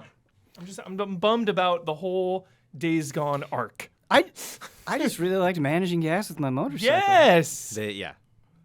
And we fast traveled. It's like you used gas, so that gas is now gone. You were But spending fast travel Do in they gas. do they consider it a failure, Jones? Do you think because of the score? Do you think that's why Sony Disappointment is the word that the director of the game used, who has left the studio that he loved and the game he directed that sold just as well as Ghost of Tsushima, a franchise I think is going to be around for a while, even though it's talking about one particular moment in history. I hope they can milk that as much as they can. But this happens in TV all the time. You hear, oh, I love that show. Gone. It's 4 episodes, and I thought it was gone. So it's like it's weird to happen in games because more money is being sold because I think they expect these products to be in people's hands for longer. But the thing that's different about this is like Deacon and, going back to like other things he's worked on, there's like another, Sam Witwer? there was some other, Darth Maul. Ready at Dawn and Order, is that we're not even putting these in montages anymore. When we do our like PlayStation, it's like we're not showing SSX, we're not showing this game, we're not showing Days Gone. Like Deacon's gone, get out of here, Deacon. And so it's just straight. Jack and Daxter, you can stay, but Deacon, get out of here. It's like it's this weird like franchise forgetfulness. It's like we didn't do that. It's like you did it, sold 10 million. What? Like that is a lot of copies. We're ashamed of this, of you, Deacon. Honestly, I think you're touching on something that is really frustrating about Sony, where it's like, I really love Aloy. I really love, Joel and Ellie. I really love Ratchet and Clank. But it's just, I feel like it's like if you're not on the same level in every conceivable way, you're gone. And I feel like it's just like almost suffocating, where it's like, I think this medium has helped if we encourage, like, we have a wider portfolio of things that's not necessarily, the critic bait. It's not necessarily the 9. It's not the 9.5. It's got some rough edges. It's got some criticisms. But it's like, I sometimes I just feel like the things that they push in front of your face are so narrow, where it's like, it's only this, it's only this, it's only this. It's like, I want to see more Days Gone. I don't know. Sometimes I think things get like so polished to a fault, you know what I mean? Like, it's so buttoned up. Do you think they were worried about it competing against Last of Us? No, I think get you nailed out of it. the way. You told me that 71, and I was like, Like, oh, I contributed to that. It's like, it just didn't. That's something that they. But that's also crazy because a 7 is not bad, right? Yeah. It's like that's a whole nother conversation. Where and if a 7.5 leads to 10 million in sales, that's a further definition of what a 7.5 can be. I feel like I can give a game an 8, and people will be like, "What's wrong with it?" And it's like, this is a fucking problem. And I think if you talk to, and I have a strong feeling in my gut, if you talk to any fan or anyone at Easy Allies or any of my colleagues that I know that played and enjoyed Days Gone, and ask them, do you think if Ben Studio had a chance to make Days Gone 2, do you think it would be better? No question in my mind. It would be an incredibly better game. Yeah. But there's maybe crazy stuff like multiplayer and co-op and DLC and stuff. They were like, we had ideas. You played that game all the way to conclusion, and that game tells you what it wants to do with the rest of that franchise. I kind of want to just go back to thumbs up, thumbs down. Get out of here. You go to IMDb, and everyone either gives it a 10 or a 1. Oh, yeah. I mean, that's just user reviews in general. It's basically just thumb up, thumbs down. Yeah. Thank you for thumbing up the Easy Allies podcast. Yeah. One reason to do it, maybe just this episode in general, maybe just this one episode of the Easy Allies podcast, is this, as you may have noticed, is the 300th episode of the Easy Allies podcast. We did it. Nobody else in this room did anything else to achieve this goal. Just the three of us right here. Yeah. Just us. Trying to drag Bloodworth along. Just carrying him. I reminded our patrons, our $5 patrons who contribute to Love and Respect, which we're going to get to in a second. But I said, hey, it's the 300th episode. Just reminding anybody in case they forget. They love to remind me that 300 is coming up. And we have some nice wishes. Yeah. This is not news. This is something that I actually omit from the beginning and the ending of a lot of Love and Respect posts, which are like, hey, allies, love you guys. First time, listen to you all the time. First time commenter. I try to get right to the meat and potatoes. Yeah. This is all fluff, baby. Sit back and enjoy it. You earned it. One patron asks, so somewhere between 200 and I wrote this. Between 200 and now, I took over as moderator. Any fond memories of Jonesy in the moderator seat from the last 60 or 70 episodes or something? Yeah, you and Blood have been doing great. Specific you've been memory, pulling that him one along. podcast. Okay. Just you making it your own. In the early days, it was you carrying it on, and I feel like in the last couple months, you have made it your own, Jones. Something that really touched my heart. I remember the Earth Defense Force moment, and I was like, he pulled that story just for me. I love that. Those little gems I love. I was worried when I took over as moderator, like, we need to talk about the news. And then I was like, wait, no, let's just talk about what the people at the desk want to talk about. Yeah, I agree with that line of thought. Happy Gaming says, happy 300th episode. I don't know what I could have done the last several years without you. Friends talking in my ears, helping me through some of those difficult parts of my life with a smile on my face. Love you so much. Keep doing what you do. Oliver Higgins said, what are some of your favorite memories from the last 300 episodes? I look forward to your podcast every week. So here's to 300 more from Ollie. NPDs. Sure, every time, NPDs. Sean Dupree, 300 episodes. I know you don't usually take questions like this, but seeing how both Isla and Ben are on the show this week, I thought I'd ask for more. improv. I found Fiasconauts and Tabletop Escapades to be excellent exercises in comedic storytelling. I ask, it's a big ask, but fuck if you folks aren't funny. I don't think I'm funny, but I've laughed harder, I think, at Easy Allies than in Fiasconauts. Oh, I think man. you're funny. Yeah, but it's a particular type of funny. You're funny. And Fiasconauts, like, there's Fiasconauts is some fun. moments in terms of comedy where I'm like, I got this from the palm of my hand. This is great. It was a fun show. From Level Capybara, this is my favorite podcast. Happy 300th episode, allies. Have a hearty podcast for tonight. You dine in love and respect. Keep up the great work. And Brandon K. Gann, the historian. Episode 1. Y'all remember it? Sitting in the garage on 4 old fold-out chairs around what looks like the world's tiniest circular table using one Yeti microphone. Before I continue, I just wanted to take a moment to ask for a brief look around at where you are now with the growth you've had and the potential of what's to come. But moving on. On that episode, it was Misters Jones, Moore, and Bloodworth, Slacker Bloodworth, talking about the PlayStation 4K, aka the PS4 Pro, Nintendo discontinuing Wii U production, and Evolution Studios closing. All of this being moderated by some Bossman fellow. Jesse Blue says, I love you all and respect that you have differing opinions from mine and from each other. I never post here, so I thought I'd say Happy New Year, and I want you to take it easy on yourselves and take each day as they come. Hugs and smiles, Jesse Blue. Jesse Blue is a name you will see come up in a lot of other content, but yeah, it is not stop by love and respect. And that's our wonderful community, and that's our 300th episode. We have also this week to get to, and we have, love and respect and all of that stuff, but a happy 300 to all of you. I'll save a cheers if I win, but... All right. Aren't you gonna do the? Aren't you gonna do the thing? The thing, Jones? The rap? We do, or was it the rap? Yeah. Isn't there a? Isn't there a rap? Yeah, like a thing, like a rap or song or something. 300 300. episodes. How many of those did Kyle do? Every 100. Every 100. Wasn't it? Yeah, 2, right? 100, 200? You're on the hook. 300 episodes, Jones. You're almost All right. at a year. Okay. If you watched one a day, it would take a year almost. I don't have to do podcast producer credits tonight. I'll write this when I get home, and then Isla, can you just roll and can I just can I auto battle while We're just gonna sit here while it plays. Yeah, so Okay. just roll, All please. right. Okay. Thank you. I appreciate it. Well, it's some kind of trick to moderate, and I'll admit that my first steps weren't that great. But the thing about hindsight as of late is if I make a mistake, it's already too late. You see, the thing that I really want to do is try to entertain and educate you and figure out what's real and what ain't true and what's up in 2022, because seriously, God of War Ragnarok, Breath of the Wild 2, Starfield, Horizon Forbidden West, Scorn! Next year's gonna be ridiculous. Without patrons, we'd never get this far. Got Huber glasses, let's get Bloodworth a car and recognize this community sets the bar while we get to play games and be who we are. That's how it is in the biz, we're living the dream. Losing lives like we're live on another stream team. This ain't no backdoor shady Wesker scheme, every bit fast and loose as it may seem. I buy microtransactions quick as the breeze. Range damage and all skill trees. Grind RPGs, talk NFTs. I'm prepping launch on a cryptocurrency. I'm telling you, it's a solid plan. You're just gonna have to trust Jonesy on this one. Decentralized, peer-to-peer, digital Donbucks.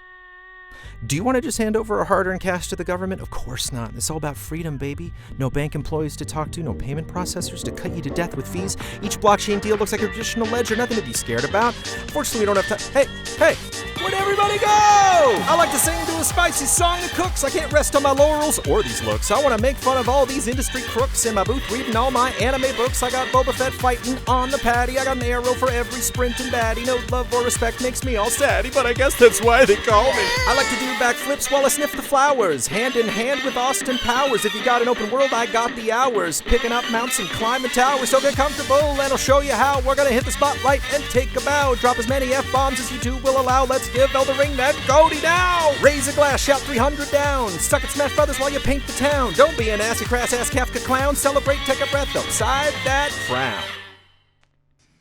Got some companion XP. Who's your companion? He's a I love this legit question. Thank you.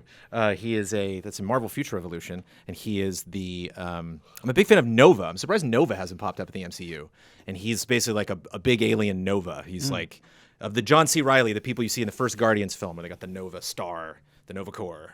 He's one of those guys and shoots just like Captain Marvel. So, but he was the first guy I 3-starred, which means you can summon him. So I was like, "You're it." Got to level up anyone else to bring him in.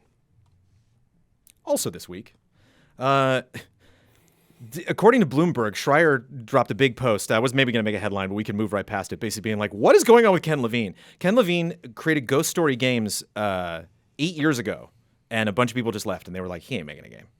So it's a bummer. I wanted to have a conversation about Ken Levine, but we'll see. Hard to have a conversation about him if he's not doing something. But shout out to Ken Levine. Hope you can. Damn. Hope you can make a game, bro. You made some fun ones. The Samsung Gaming Hub was announced. Quote, new game streaming discovery platform, meaning what Stadia is to Netflix, Roku is to Samsung Gaming Hub.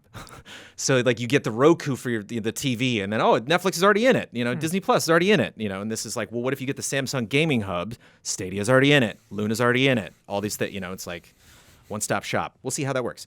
To celebrate Castlevania's 35th anniversary, Konami introduced Castlevania NFTs. Ubisoft Plus is coming to Xbox consoles.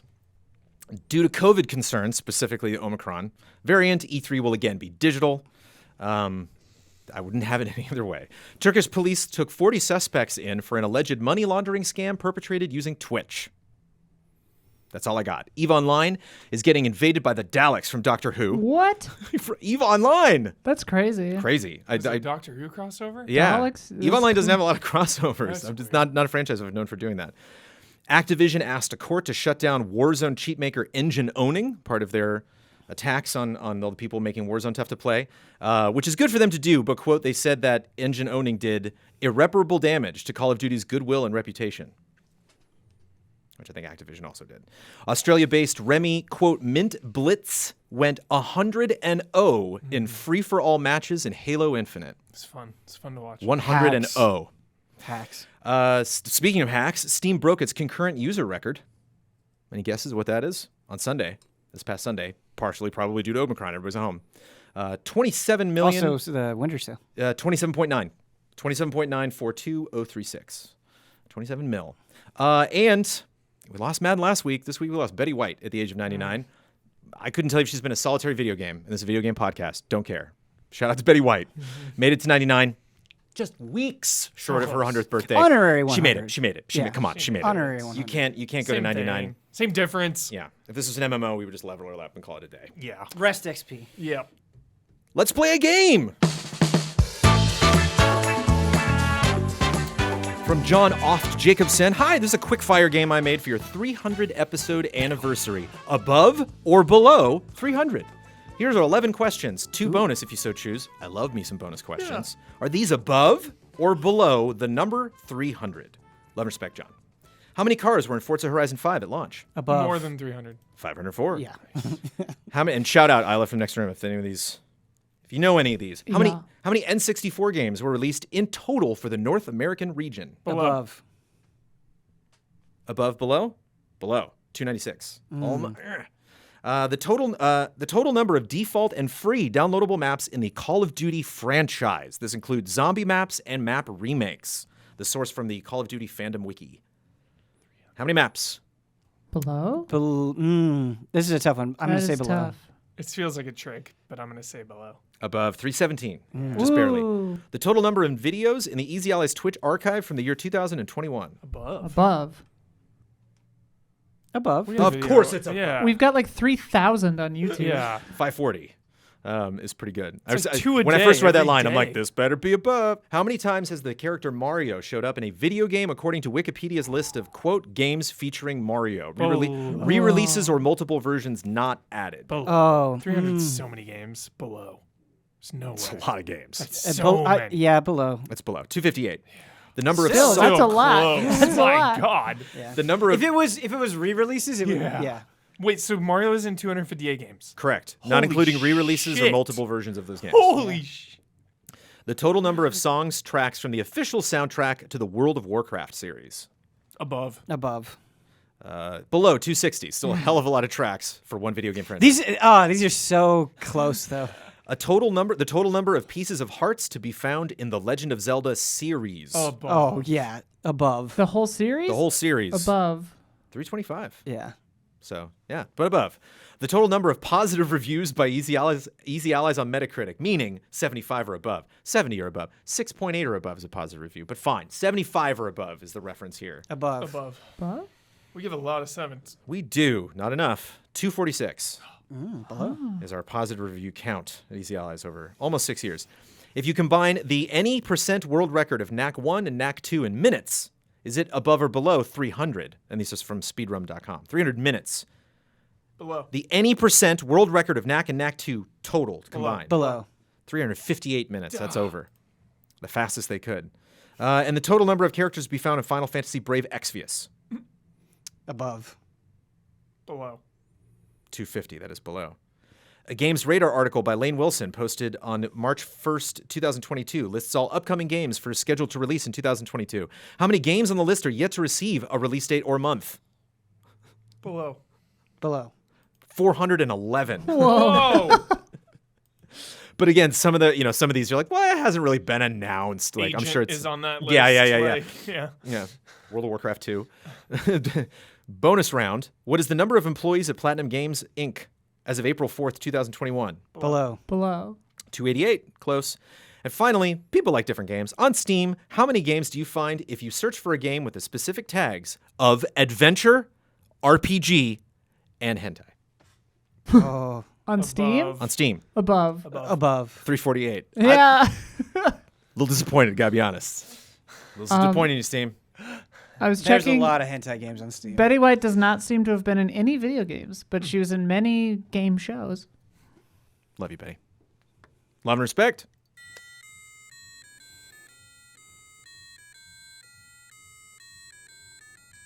Love and respect. From JG, congratulations on your 300th episode. I actually have a question about celebration and anniversaries. What are some of your favorite anniversary additions or items in gaming or other media? I actually really liked the Mario and Zelda Game & Watches that Nintendo has released, for example. What are some of your favorites? Shout out to Brad, who gave it to Blood, and then Blood gave me that Zelda Game & Watch. And I played it over when I was in Florida, and it was so The awesome. Metal Gear Solid Anthology Collection is so clean. It's so nice. One that jumps out to me is on the Wii, they had this Mario anniversary, and it came in this nice red box. And I feel like it was pretty limited. Maybe it wasn't, but I just I bought it, and I think a friend bought it just because of how appealing it looked. It looked important. You're like, I need this. Yeah. This is important. Yeah. I still remember to this day playing Rare Replay and being like, oh, we're never getting one of these again. No company's ever going to be so stoked about their entire catalog and produce it in such a way that is so whimsical and awesome, and they're all great, and I want to play all of this. I wish Rare Replay, I wish more re-releases were at that level. Yeah. Did you see the leaked achievements? Yeah. They're leaked. Yeah, I don't know why Jones, that's it's not also coming. this week. It's coming, Jones. Leaked achievements from some the high-profile It's Twitter coming. Twitter news freaks that I really respect and admire and are also very excited.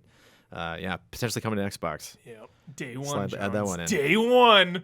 Watch Jones's double agent skills. Well, Professional. once the frame rate gets better in that game, Professional.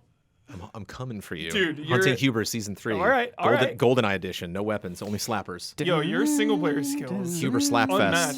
Unmatched. I thought I was good at that campaign. Good God.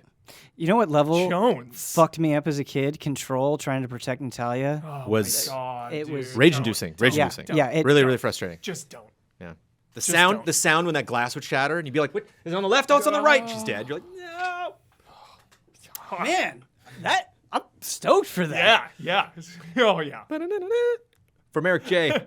How do the Allies handle reviewing games which have replays and new game pluses intentionally built in, like Hades or Nier Automata?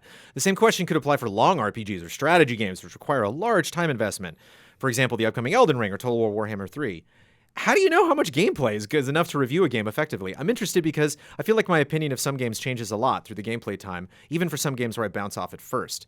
We've answered this before, and I've talked about this a lot. I'd like to modify the question just a little bit because it's talking about long games. So, not only for every game you review, what's a good time? What do you do when you have those moments? I don't know if you've had a few or not when you played long games, Ben, Yeah. for review, where you're like, I gotta bail on that. I hope it ends soon, or I'm kind of scared right now. Or what goes through your mind when you're at that point with a long review? I just need credits. Playing till credits, period. If it's a month late, 2 months late, whatever. Just credits. I just had a recent example of this with the Diamond and Pearl remakes. I played Diamond, where played through, got to credits, and then just messed around with the post game stuff. Just checked it out to see if what there's was there. post game for sure.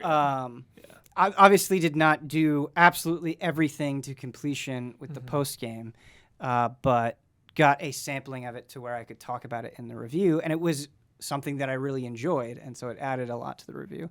But a tough question to answer because I feel like it changes depending on the genre and the game that you're doing. Which is why I wanted to specify it a little bit more. A game I definitely didn't finish, in quotes, is Riders Republic. You know, it's like, got it. You know, and then I played and I really, really liked it. So I knew I had a lot of nice things to say. And then I'm like looking at the math and it's like, okay, you got to get this many stars to do this thing to maybe get a cutscene. And I was like, I'll do that in 2022, but I don't. It's not going to move the needle. This game is what it is. So yeah, it's tricky. Andreas Klinthaus, with it being a new year with new games and things to look forward to, I want to know, what game are you hyped for, which then went on to live up to expectations? Mine would have to be Jak and Daxter, the precursor legacy. I was a huge Crash fan. I remember reading an interview with Andy Gavin about Naughty Dog's next game for the PlayStation 2.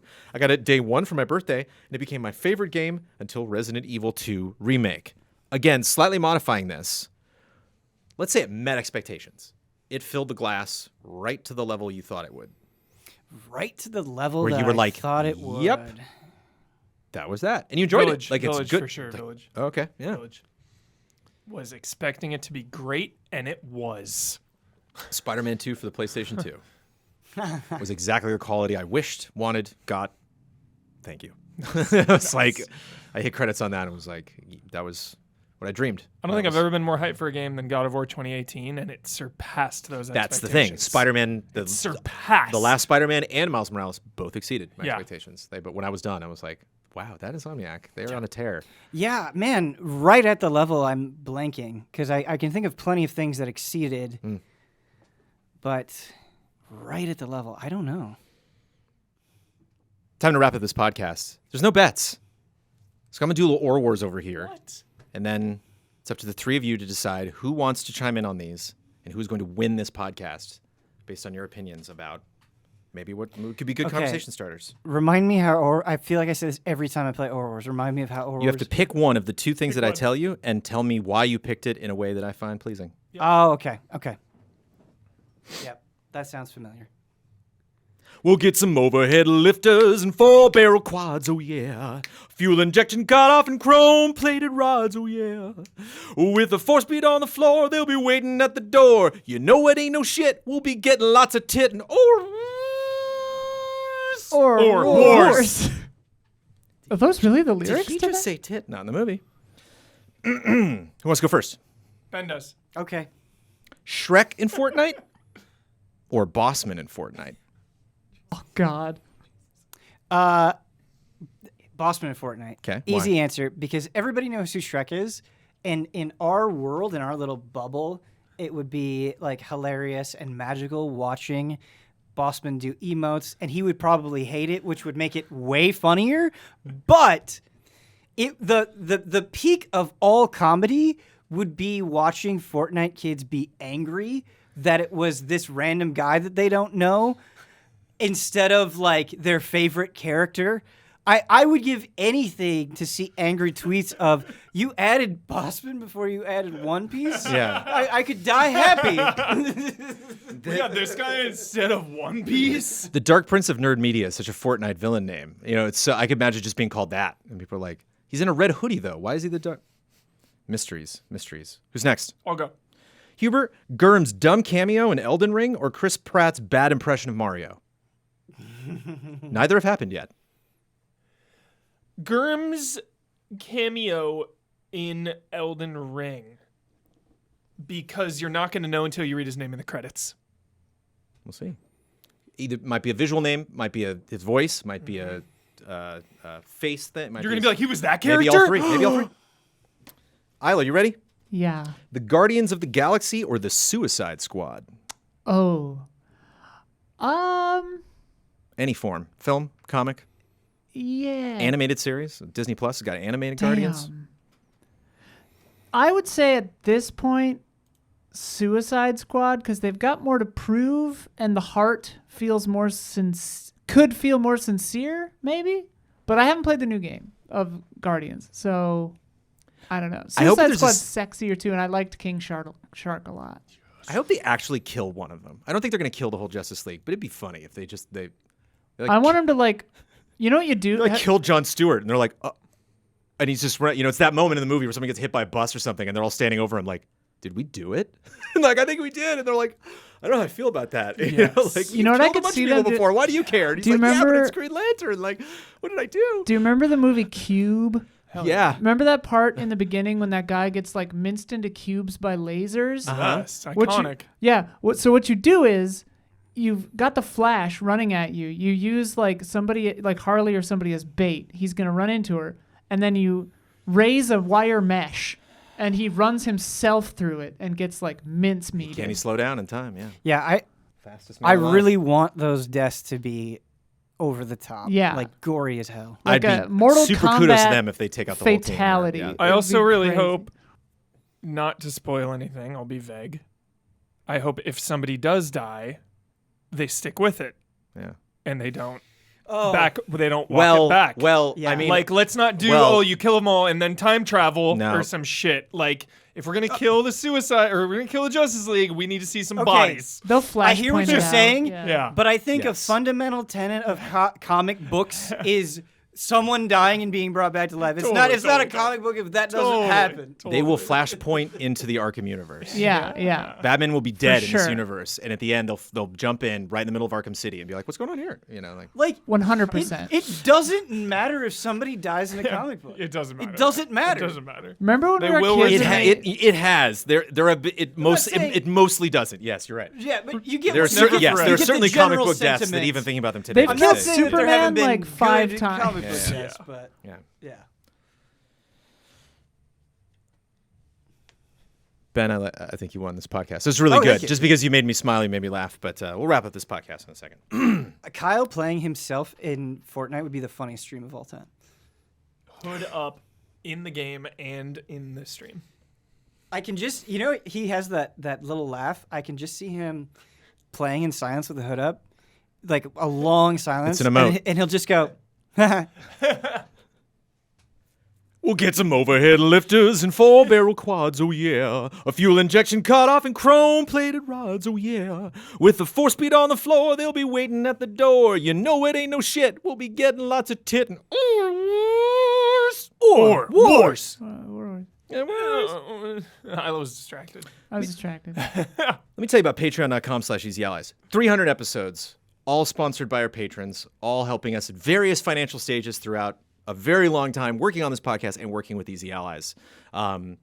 And shout out to them, but specifically shout out to the shout out tiers. The new year, these people have been with us for a while, and I thought of something over this last week. The shout outs here on the Easy Allies podcast, specifically these 4 wonderful people, is like there's a restaurant with 8,000 people all eating at the same time, but we're going to these 4 tables as the chef, the master chef. How you doing tonight, sir? You having a good? Is that a good? Is your soup good? It's very good. Oh, yeah. it's raw. Thank you for being here tonight. Shout out to Caleb Togi Crawford, Elle Fennis, Greg the Dark Knight Kettering, and Nick. Shout out. Shout out.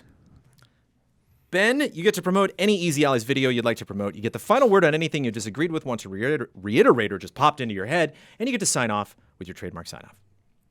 Or any sign off you want.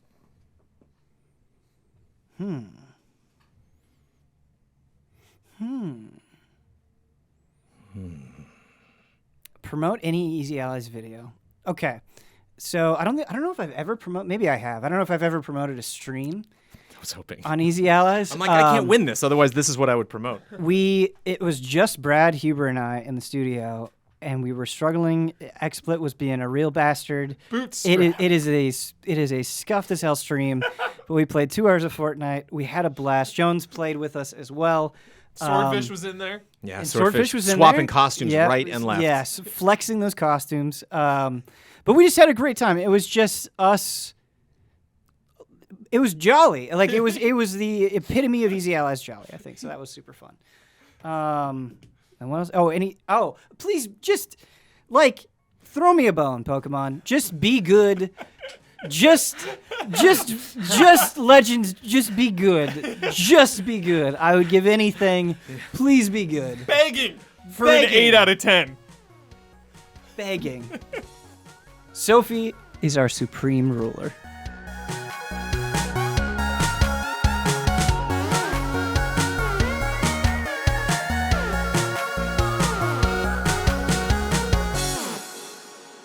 give me Shimmy Tensei 5. Sorry to fans of. Okay, never mind. I have not been sucked in since 4. That was the last time I was like sucked.